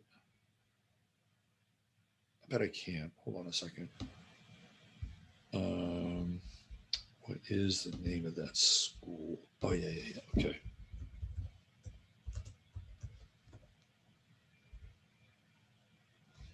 So there was a young woman named Shannon Faulkner. And I'll never forget watching this. I watched this on TV when I was growing up. She's 46 years old now. And she reminds me of a version of Norma McCorvey. Let me show this to you here.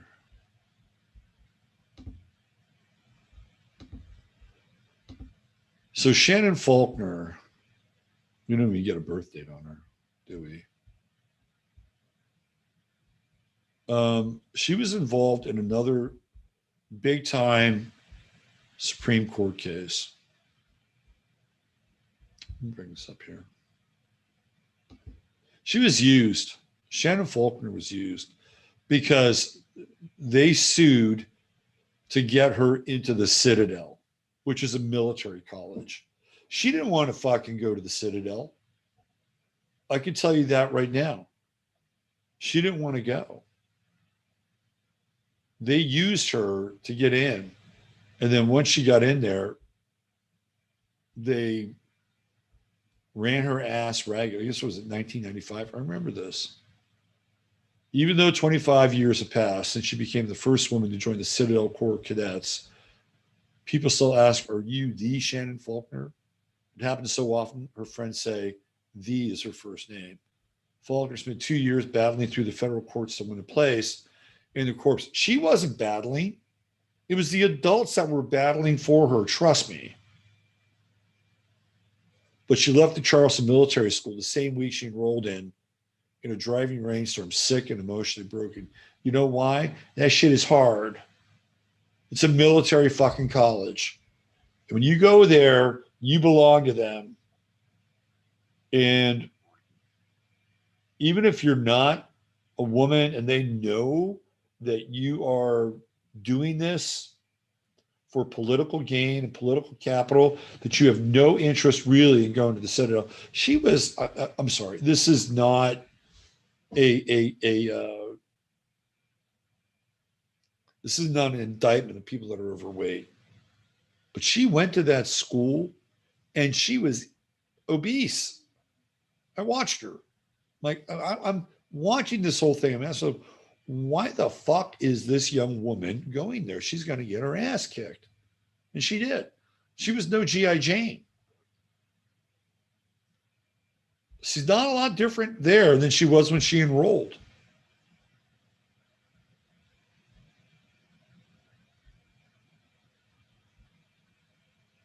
Chris McDaniel, Kentucky State Representative, who's a junior at Citadel when Faulkner enrolled, said 95% of the people who were there did not want women admitted. But many have eased their opinion. Oh, great. So this is from the state. This is a pro Shannon Faulkner. So I see Norma McCorvey almost like Shannon Faulkner is like another version of Norma McCorvey. Like there are these people who are kind of singled out and they're given attention, legal attention for test cases. And I think that's what happened for Norma McCorvey. Let's go back to her chart and we can see that she was in no way, shape, or form able to really handle her emotions. Right there, especially that Moon Neptune square. She was malleable.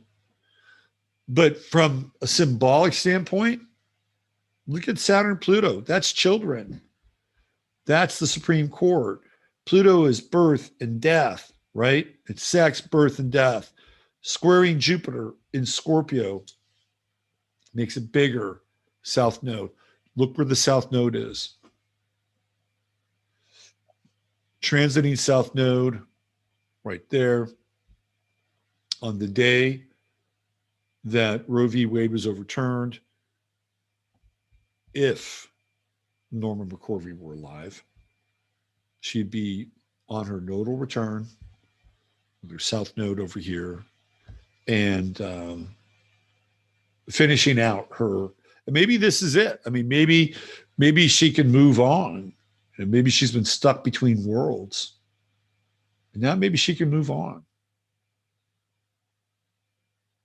I hope so. I hope this allows this woman to transmigrate in peace. Although, from what I understand, she got super religious. It's not always a guarantee that you're going to end up in a good place when you go, by the way. But if it's done with sincerity and heart, it can help for sure. She's got that true node conjunct Algol. Isn't that interesting too?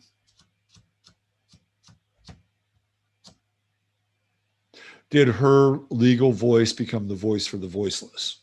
Question mark. Maybe. But it's over, right? This thing is over. It's come full circle on her chart. Ticket punched in this chart with this person, Jane Roe, aka Norma McCorvey. The cycle is complete. Now, 19 years ago, which would have been 2022, so 2003, right around there, we're already going through another cycle around this. And then 19 years before that, and this thing got settled in, what was it, 1973, if I'm not mistaken? We'll look at the chart. I think 75. So she's already gone through some of these cycles, these nodal returns. But this one in particular was a biggie. Total biggie. All right. Let's check out the original. I'm still blown away by Gloria Allred. It's crazy. All right. So let's look at that's the Supreme Court decision from Friday. Okay. All right. So this is the Roe v. Wade day of decision right here. When it happened, which was on the 22nd of January, 1973. That was the year. There was a lot going on astrologically. We have the South Node. Guess where? Cancer. The true node is in Capricorn. So we have a heavily weighted Capricornian body there in the 11th house. Venus, true node, Jupiter, Mercury, even Pluto right now is conjuncting Mercury there and moving backwards. That's interesting. So retrograde Pluto will hit the Jupiter of this decision. Am I right? No, it's too far back, 22. Doesn't go back that far. I think it goes back to 26. Doesn't go back to 20. It's already been there.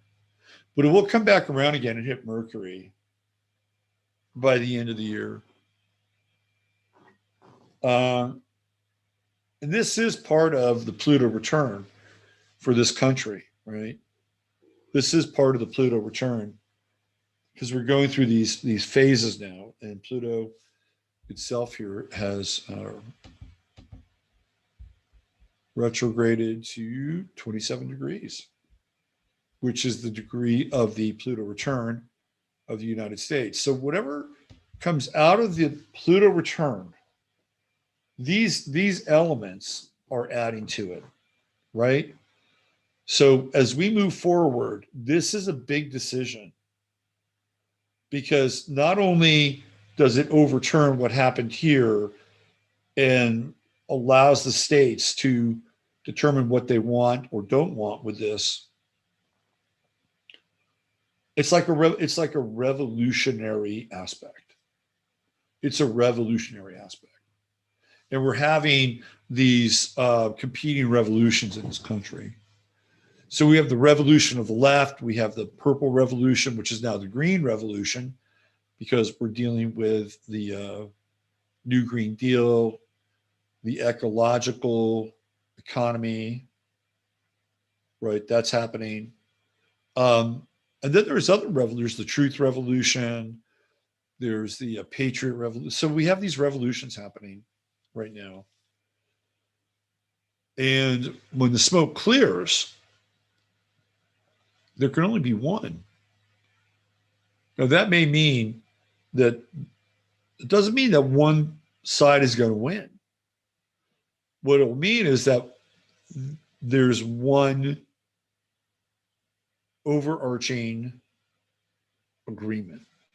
And it could be people are getting together and say, look, we're going to lop this off. This isn't really that interesting. This isn't really that interesting.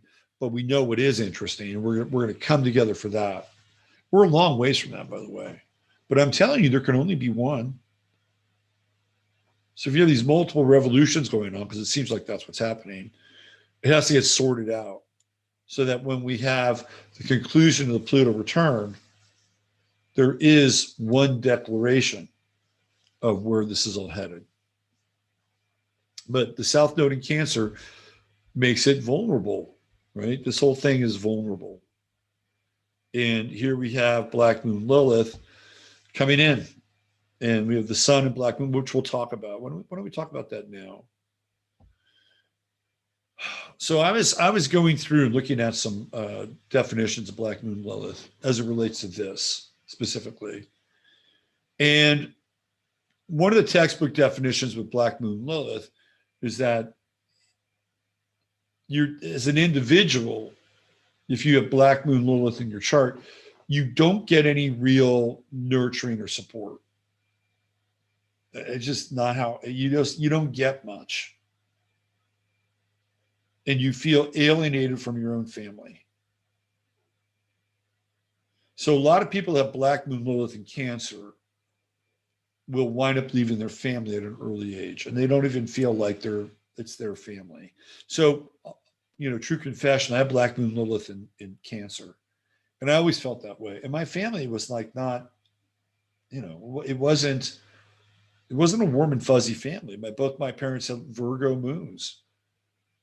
So, they were very critical of their own emotions. Now, did I leave my home early? Well, there were a couple times where I packed my bags as a kid and set out to go run away from home. I think I might have been 7 years old or something.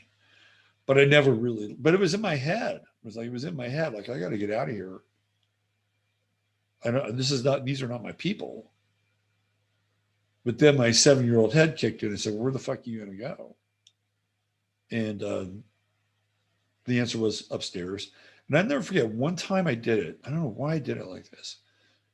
But I had this little plastic suitcase called Have Trip Will Traveler. I mean, it was on the outside of the plastic suitcase. And it had some kind of cartoony person. So I packed up my little plastic suitcase. And I remember telling my parents, okay, I'm leaving. I'll see you later. I was around 7 years old. And they were like, okay, see you, bye. Well, it was storming out. It was like intensely raining. Like there's this deluge, this downpour. And I remember thinking, I better go back upstairs because it's pretty fucking wet out. Now, if it hadn't been wet out, who knows? And those were weird times too. Like if you're a kid, this whole idea that, that kids are at risk now from people with child trafficking, kidnapping.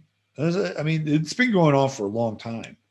And I remember one time I was hanging out outside that apartment. I think it might have been a little bit after that. And this guy was sitting across the street. And I had a neighbor older guy named Dave, lived next door to me. Nice house.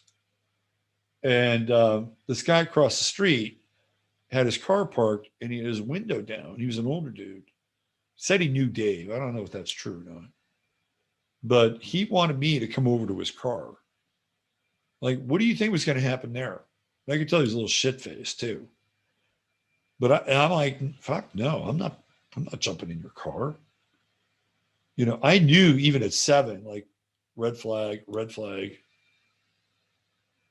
So that shit was going on even back then, right? So it was just a weird time. It was like a time where people were vagrants. They weren't quite hobos, but they were vagrants. There were people that would like kind of go town to town, usually men, almost always men, and dislocated. And I remember at the end of the street, there was a house down at the end of the street, right on El Camino Real.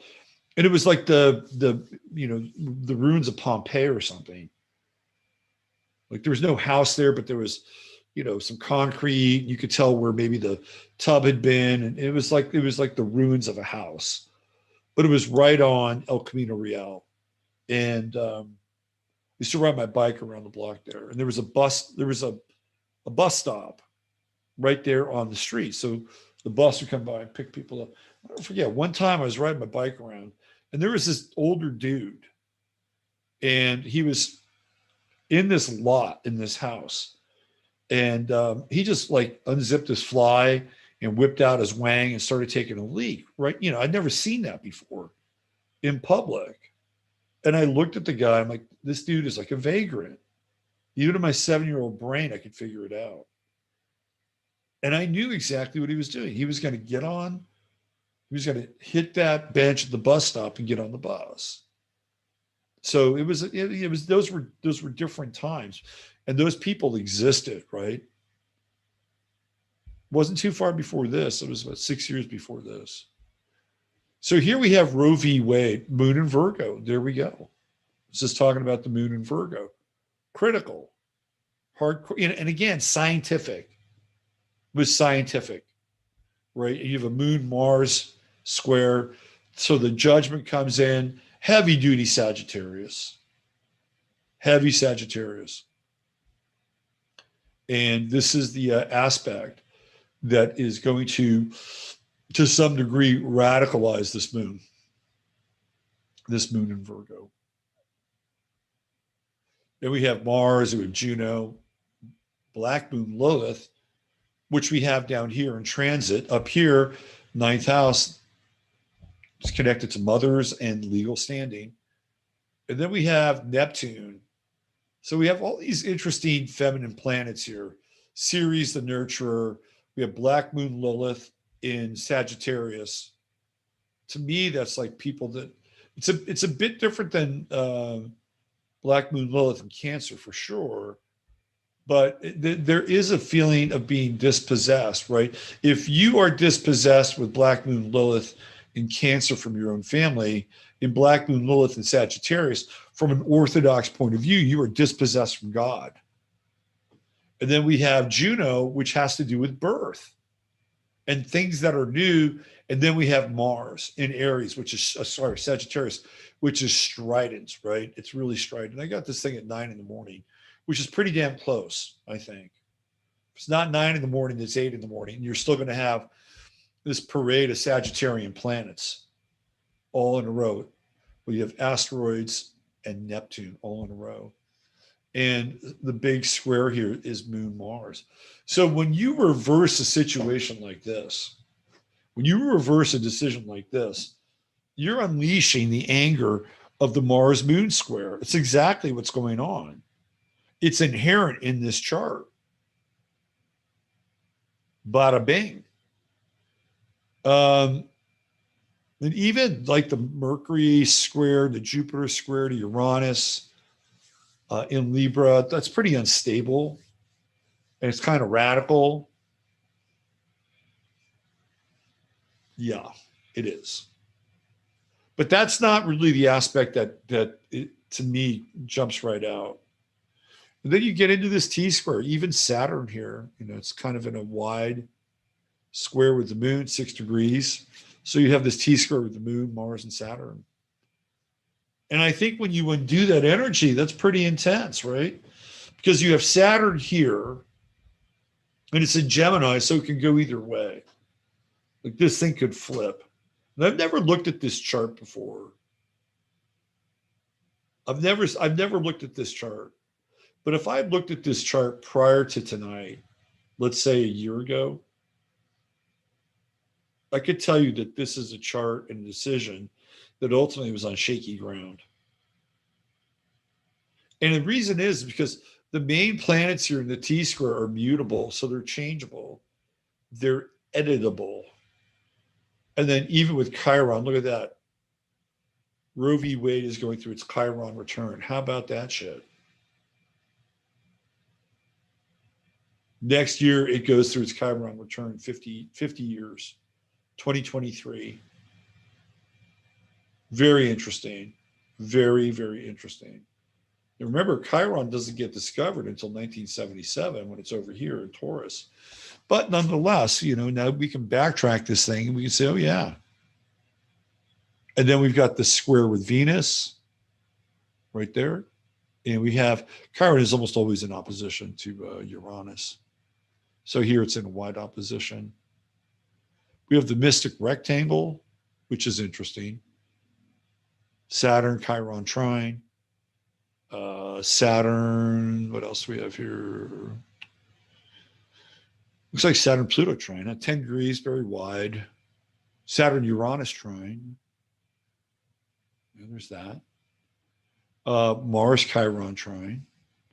So a lot of these legal aspects, they're favorable for the decision, right in here. But something was going to change. Something would change. And here we have Mercury, right on Saturn, right? So we see the change. We see the flip. So why now? Why now? It's a good question. I think part of it has to do with all the elements here that are assembled. And by the way, with this chart, nothing is really going to be completely settled until Saturn hits the ascendant. And Saturn's been here before. Saturn was here in 1993, right? 1993, when 1992, 1991, 1992, Saturn in Aquarius. So it's been here before and it hit that ascendant. By that time, Bill Clinton is president, and they're just not going to. Even with Joe Biden, it doesn't have a lot to do with the political climate. But this cycle with Saturn in the 12th house is an important one because it's ending, right? And something new has to come out of it. And it had been there before. Like it's not the last time that Saturn was there. But Pluto is also very close to the sun here. And it was on Mercury. So Pluto was not on Mercury the last time Saturn was in the 12th house for this chart. I think the Pluto-Mercury conjunction is pretty significant. It's going to come back again. And of course, Pluto is going to hit that Sun in Aquarius. And it's a very Aquarian decision in a lot of ways too. And remember, Jupiter-Saturn was right there, just 2 degrees off of this chart when we had the start of the super conjunction. So that means that this is going to have a different relationship to the next 20 years. I think as much as I don't like the fact that, Mike Pence is grandstanding on this, and I don't like the whole Dominionist crew. I think they're fucking goofy and dangerous. I do feel like that this position, that this whole ruling,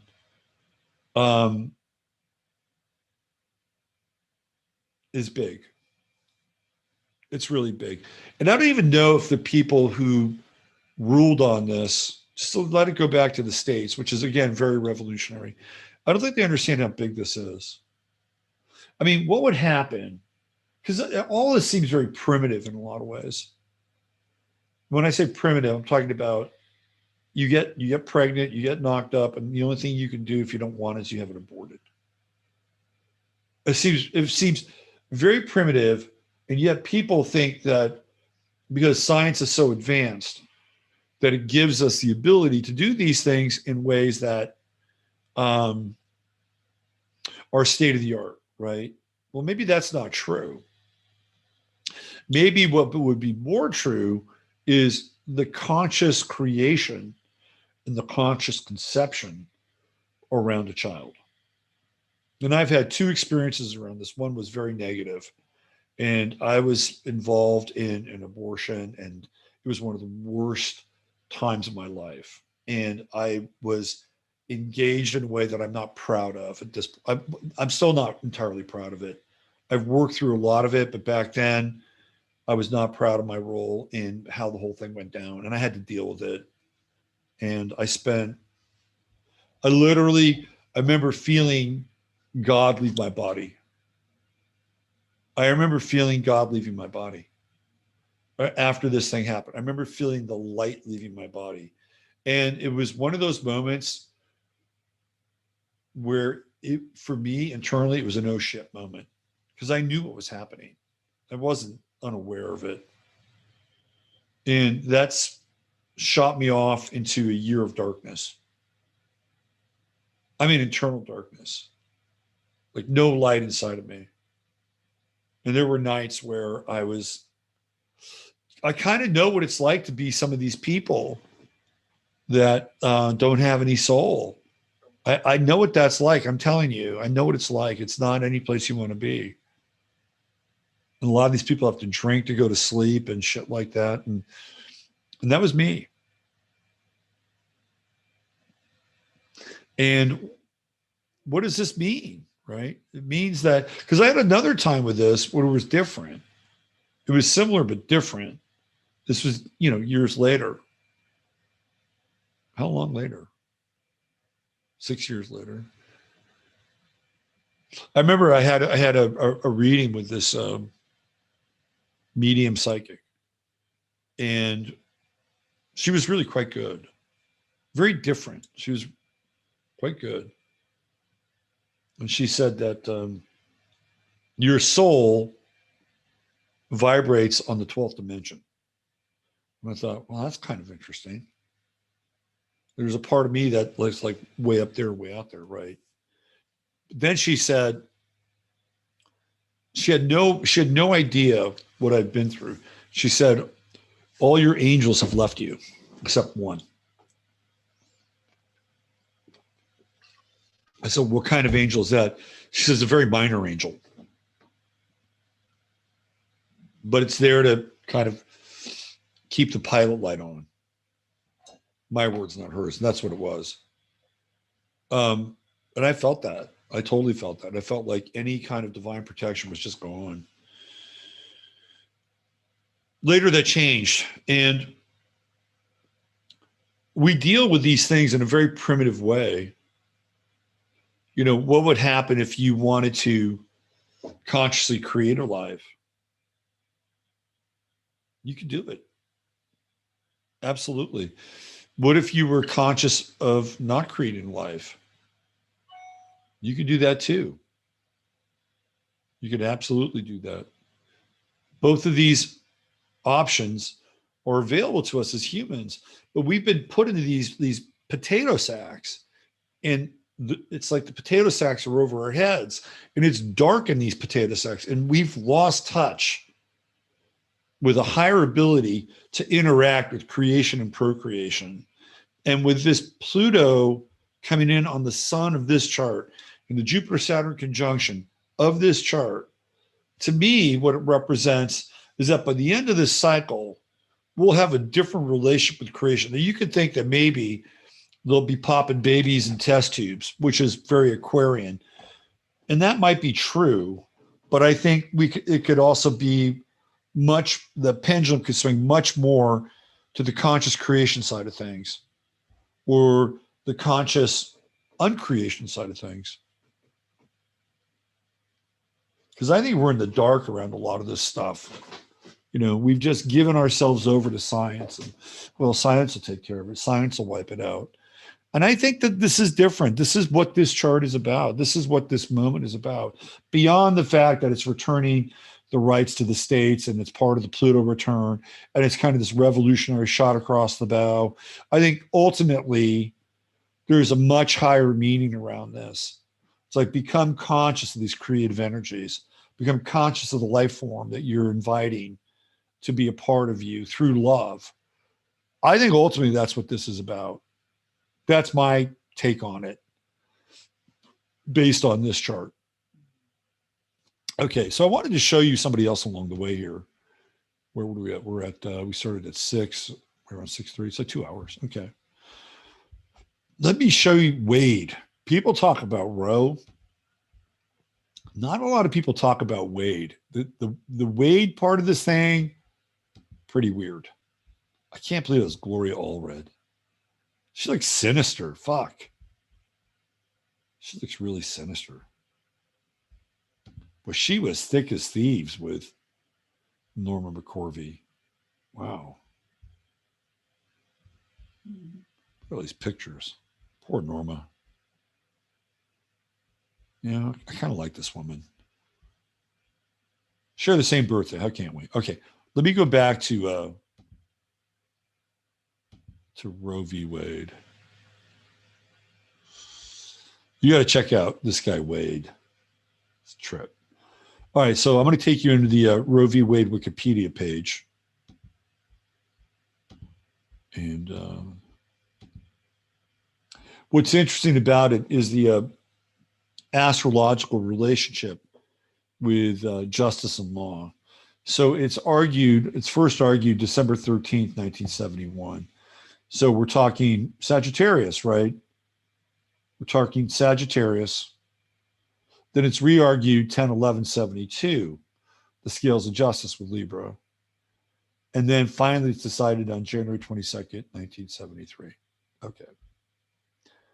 So here we go. The case was brought by Norma McCorvey, known by the legal pseudonym of Jane Roe, who in 1969 became pregnant with her third child. McCorvey wanted an abortion but lived in Texas. where abortion was illegal when necessary to save the mother's life, except her attorneys Sarah Weddington and Linda Coffey filed a lawsuit. So where does what's her name come in? I guess those are her. Where's Gloria Allred come in? Because she's part of this, right? Okay, let me show you. A lot of these people look sinister. Let me show you this guy, Henry Wade, because it gets very weird when you get into Henry Wade. Where is he? Henry Wade. Check this guy out. So Henry Wade is arguing against the case. So he's essentially arguing for the state. Henry Manasco Wade, 11/11/1914. That's when he was born. He died in 2001, was an American lawyer who served as district attorney of Dallas County from 1951 to 1987. He participated in two notable U.S. court cases of the 20th century: the prosecution of Jack Ruby for killing Lee Harvey Oswald. He was going to try Lee Harvey Oswald, by the way.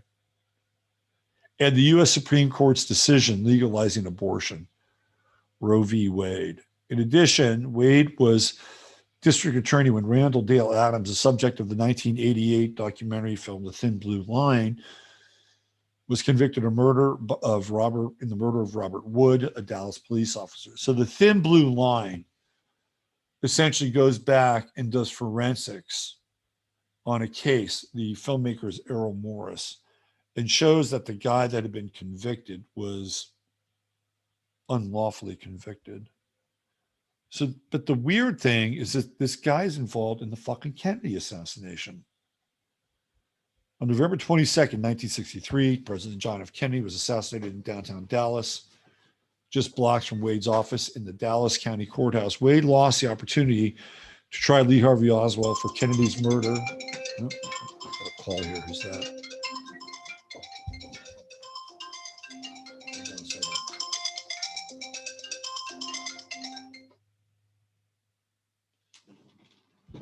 It's an Australian.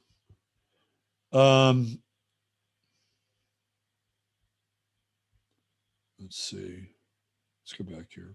Oh, yeah, Kennedy assassination. Let's see. Here we go. Wade lost the opportunity. So his office, so the whole thing happened just blocks from Wade's office in Dallas County. Wade lost the opportunity to try Lee Harvey Oswald. So he was going to try Lee Harvey Oswald. He was going to be, what was he, the DA? For Kennedy's murder, when a Dallas nightclub owner, Jack Ruby, a.k.a. Jacob Rubenstein, that's his real name, shot the suspect just 2 days later, but he became nationally known for prosecuting Ruby for Oswald's murder. Wade closely supervised the Ruby trial, which, by the way, is weird. Like, there's footage out there that basically shows that they had to shoot Oswald twice. But he appointed his assistant, William Alexander, to conduct the courtroom proceedings. So he really didn't have anything to do with it. He's like, his name is just on it. Wade and Alexander, I guess he confronted Ruby's lawyers.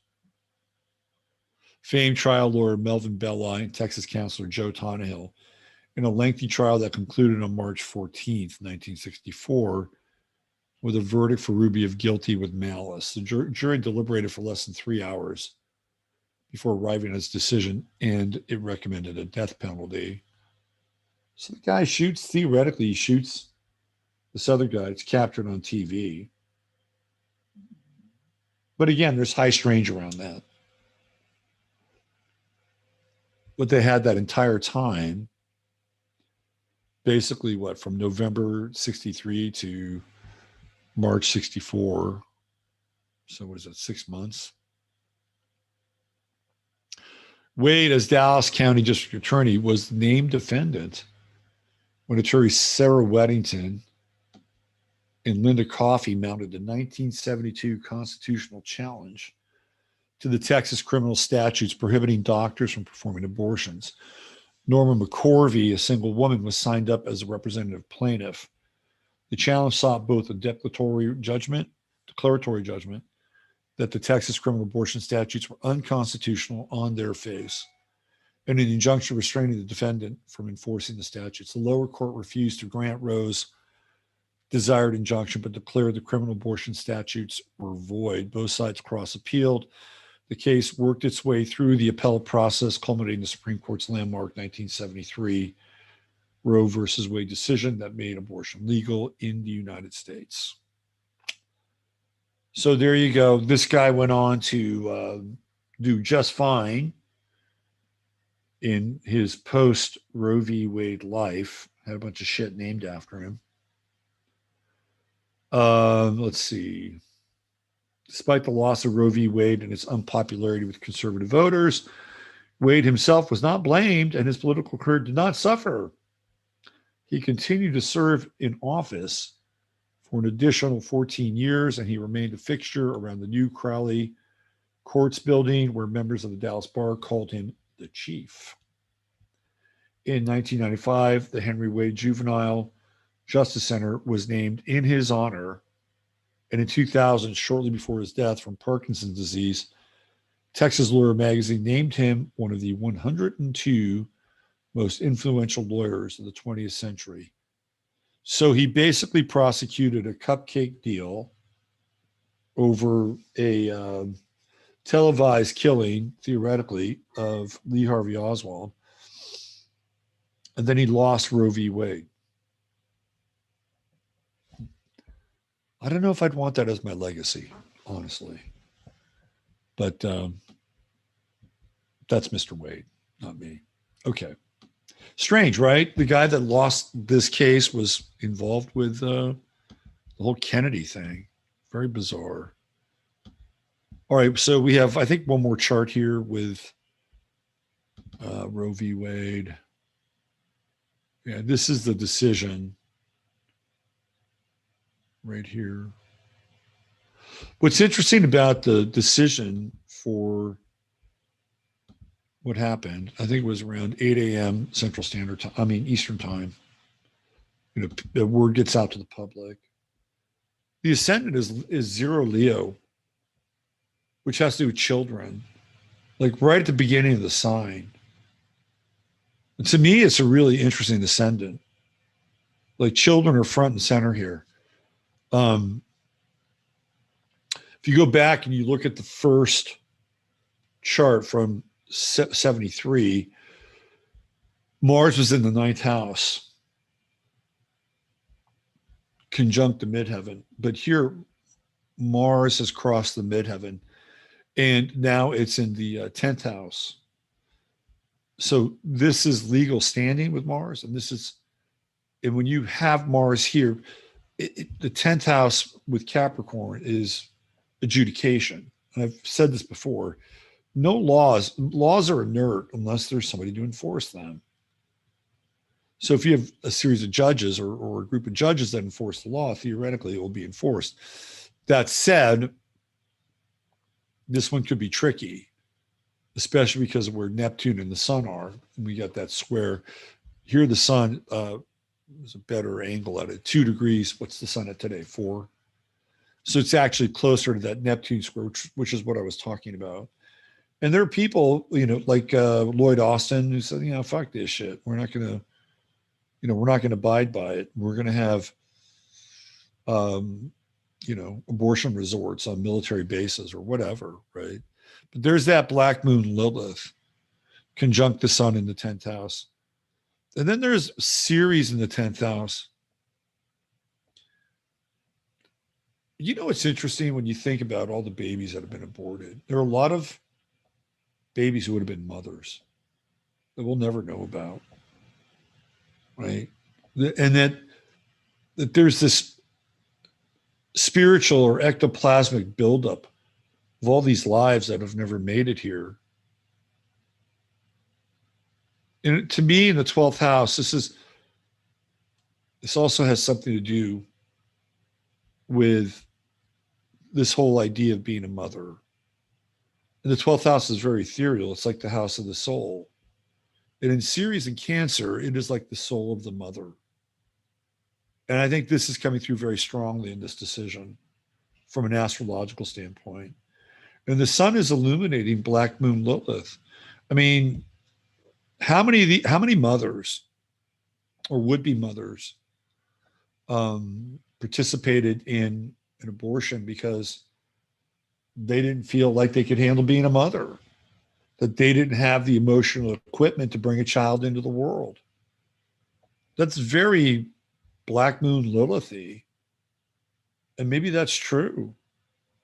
And maybe this whole thing isn't as much of an indictment on women who are using abortion as birth control, but more of an indictment on our inability to grow and nurture families and systems. Call families, but I think systems are involved too, that give people a sense of coherence, that they belong to something. And so that when there's this legacy piece that comes in, they feel like they can handle that legacy piece. It was really interesting. We were hanging out with Chris this weekend at his shop, and this woman came in, and I really liked this woman. You could tell she was kind of a type A personality. She was wearing like tight-fitting running pants. You know what I'm talking about? You know, like if you're going to run or maybe do yoga or whatever, like tight-fitting. She was thin. You could tell she might be a runner or something. And she came in and she wanted something for not being able to sleep, some anxiety. And a lot of it had to do with the fact that she just had her second child 6 months ago. So she's a mom. She's got a husband, and she's being a mom during a time where it's really hard to be a mom. Like, this is a difficult time of being a mother. And I don't know anything about this woman, except for the fact that you could tell that she was doing everything in her power to keep her. She didn't feel like she was falling apart. She didn't want to fall apart. She wanted to stay kind of high in the food chain and keep her shit together. And I would say probably there's a very good chance that she was raised in an environment where she got some good modeling with how to be a parent, a mother, right? And kind of hold the universe of her family together in that way. It was really interesting to see. And I think what this is about is that we as a culture and as a society have failed that. And it's hard to put the blame on people, because a lot of times you want to blame your parents. Everybody goes through that at some point. If you don't blame your parents at some point, you're either delusional or you've had a really good fucking family, right? Everybody goes through it. And for some, and to some extent, there's probably, you can make a valid case for it. But at some point we have to move beyond that. And then and if we're going to live here in an analog, organic, carbon-based life form way, we're going to have to change this. And this series in Cancer, to me, is indicative of it, right? It's nurturing. It is the grain goddess. It is the epitome. Ceres, when it's either in Taurus or in Cancer, is the epitome of Ceres. Here, it almost feels like something new is being born. The potential for a new family or a new kind of genesis of being a mother. And even with the 0 Leo, and this has nothing to do with the Supreme Court, even though there was this decision. I really like this chart. And I feel like the discussion here isn't about not having your rights to do what you want to do, but it's more like, why did you get to this place where you reject your family or you reject values? You know what I mean? I think that's what this is about. And the sun is illuminating that. And these are hard things to face. You've got the Sun-Neptune square. You always want to blame somebody else. Sun-Jupiter square. Get angry about it. Flex, get angry about it. But it has nothing to do with something deeper going on here. And because of the degree the sun is trining Saturn, that's tricky because they're in different signs. And Saturn is really the ruling body that's going to make this decision. So something here is in alignment with the future. Remember, Saturn's retrograde, taking us back to a place before this time. They had to, don't forget to set your alarms 50 years backwards. Maybe that's important. We're not going to go back to Donna Reed or Leave It to Beaver or those times. We can't go back to those times. But I feel like if we're going to evolve and move towards more holistic representation of who we are as individuals, as families, as groups, we have to take some steps backwards here. How did we get here? Why do so many people feel like they can just go ahead and use this as a form of birth control? Who became their parents? What kind of values seeped into their experience? I think these are important questions. And again, it feels like Ceres over here, House of the Soul, something new is being born. And it's funny because I've had this image of the cosmic baby up recently, like on a number of shows. I kind of like it. And it feels to me like maybe this is what we're dealing with, is some new thing that wants to be born. You know what I mean? Like, this is not about, okay, instead of not having a baby, I'm going to go have it removed, that this is about, it's not about not having a baby and having a baby. It's about something new being born. Some new level of awareness. And even these guys like Thomas and Pence, who said we're going to go after gay marriage next. And like, they're hinting at it, and they might. They overturned Roe v. Wade. You don't think they could overturn the legal status, just turn it back to the states? They absolutely 100% could. I wouldn't be surprised if they did, by the way. But that's not what this is about. Not at all. This is about something different. This is about the birth of something new. What is the Sabian symbol for that series? Let's check that out. Let me see, what is it? Okay, we got series at looks like 17. Sagittarius. All right, let's see what the Sabian symbol for that is. I have no idea. Never looked this up.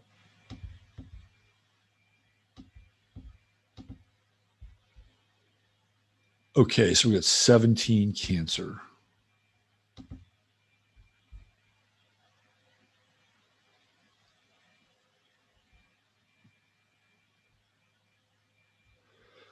Well, man, sometimes I just love the fucking synchronicities on this. Check this out. I was right.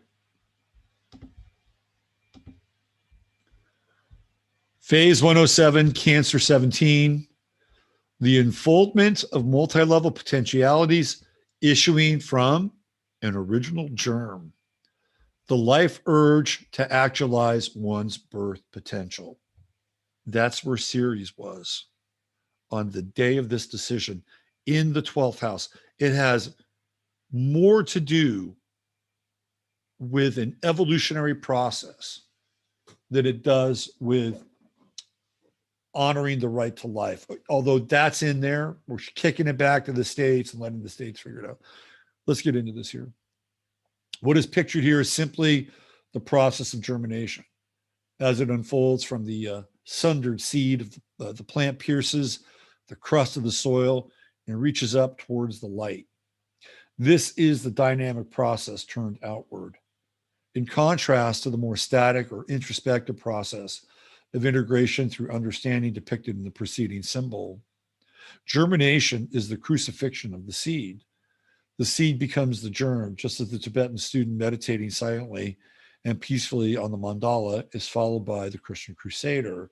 And at a materialistic level of productivity, the engineer technologist intent on transforming the globe for the greatest possible enjoyment of the greatest possible number of human beings. As usual, the second stage of the fivefold sequence establishes a contrast with the first. Action polarizes meditation.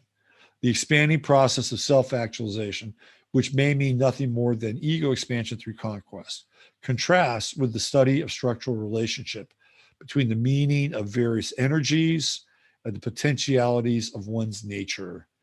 Svarupa in Sanskrit. The key word is growth. So the unfoldment of multi-level potentialities issuing from an original germ. And in this instance, Dane Rudyard likens the germ to a seed. The seed is the embryo, right? It is the kernel of creation. And it's right here, right? So you go back and you look at where Ceres is.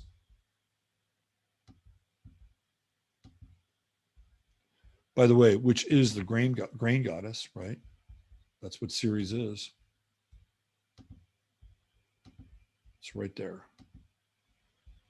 Boom. There's Ceres, 12th house, house of the soul, waiting to be hatched upon our consciousness. So we have, when Ceres hits Leo, that should be pretty interesting. But I feel like this whole exercise, and even with the moon, we have the moon here in Taurus, and this is all part of that alignment. Sun Cancer, Mercury Gemini, Venus Gemini. So we have Mercury in domicile, right? We have the moon in it's exalted. We have Mars in domicile. We have Jupiter over here in Aries. Then we have Saturn in Aquarius, which at one point was the domicile. And you can just see them all line up in the sky. It's interesting. You remember like last week when I was talking about the formation of the planets, and I had that film clip from Phase 4, right? The film clip from Phase 4. And it was the birth of a new Earth. It's exactly what it was. So I'm going to go on record here, and I'm going to say that the reversal of Roe v. Wade has more to do with the birth of something new than it does with protecting the rights of unborn children in their mother's wombs by some states saying, I don't want to be a part of this. It doesn't align with the majority of our people here, which has already happened. Missouri, Louisiana. I don't think Texas is going to do it yet. I think Abbott has to take on Beto. If he beats Beto, I tell you right now, they'll do it. They'll flip it. It'll happen here. So this is about the birth of something new. It's exactly what it's about. It's about the birth of a new relationship between creation and our conscious awareness around this creation. In essence, it is in some ways the arrival or the announcement of the arrival of the cosmic baby, the birth of a new humanity and a new relationship between humanity and the stars and God, and a holistic connection to the rest of the universe. Now, look, we may go through some shit. We may go through Project Bluebeam. We may go through a ton of stuff, right? But ultimately, this is where it's all headed. So don't underestimate what happened last week. Yes, you're going to see people who are going to be completely triggered and streaking. The Sturm und Drang of their own inability to deal with the fact that they don't feel loved. That's what it's really about. Well, and it could get ugly. Just go back to the beginning of the show. Keep your eye on Wednesday. Keep your eye on Thursday. But ultimately, it's Ceres. You know, if you look at everything, Ceres is out in front of all these planets, right? The sun is behind Ceres. Mercury, Venus, Pallas, all behind Ceres. Uranus, the moon, a radical reorientation with the moon Uranus conjunction. I should have saw that coming. Mars here, right? Everything to some degree with the alignment represents what? Order. It represents order. So that happened on the 24th, right? 24th. Where's Venus? So you go back to the 22nd, and you had Venus in Taurus, which is in domicile. Mercury in Gemini in domicile. Moon in Taurus, was it there? Yes, it was. Let's see, where's the moon? 12. So the moon would have been in late Aries, more than likely. Mars in Aries domicile. Jupiter in Aries. And then we have Saturn in Aquarius, former domicile. So that alignment right around the 23rd, like late on the 22nd, maybe early on the 23rd, represents a kind of cosmic order that we haven't seen in a long time. That's really interesting. And I feel like that this decision has to do with the restoration of a cosmic order. So be happy. The heavens are speaking to us. And it has nothing to do with some kind of, you know, uber Christian way of looking at it or dealing with it. It's bigger than that. It has to do with a cosmic order and a setting of things right. In a lot of ways, before the decisions of humanity came in and began to synthetically alter our relationship to the natural order of things, natural man, natural woman. It's just starting. So in that regard, I'm giving this event an extremely high rating in terms of evolutionary importance. And it all has to do with this right there. Right there. And then this 0 degrees on the ascendant, the birth of something new, right? The birth of the cosmic baby coming back home to us. Right? All right, I think I'm going to cap it there. We'll look at Bjork's chart next week. It's a very interesting chart. I'm going to spend a little more time with it too. But she just came on my radar tonight because I was looking at something. I'm like, man, she's an alien. What's her chart look like? She's got kind of an alien chart, actually. We'll look at it next week. In the meantime, thanks for being here. Let's see, we were together for about 2.5 hours. It's not too bad. About 2 hours and 40 minutes, maybe almost 2 hours and 45 minutes. Good way to spend your Sunday night. I know you East Coasters will like to go to bed, so we'll let you do that. It's 10 o'clock back there. I'll be back tomorrow, I believe, with 15 minutes of flame. I think we're there. I got to go to the dentist tomorrow. So if you want to come to the meetup, you can go to my website, 15minutsofflame.com. Throw down 27. 25 goes for the food, 2 goes for the processing of your $25. And we'll have plenty of good food. So once you sign up for that, I'll shoot you an email and I'll give you directions. Should be a lot of fun. I'm hoping that, 15, 20 people show up. And I'm sure some Texas people will be there. In fact, I know some will. And Emily Moyer will be there too.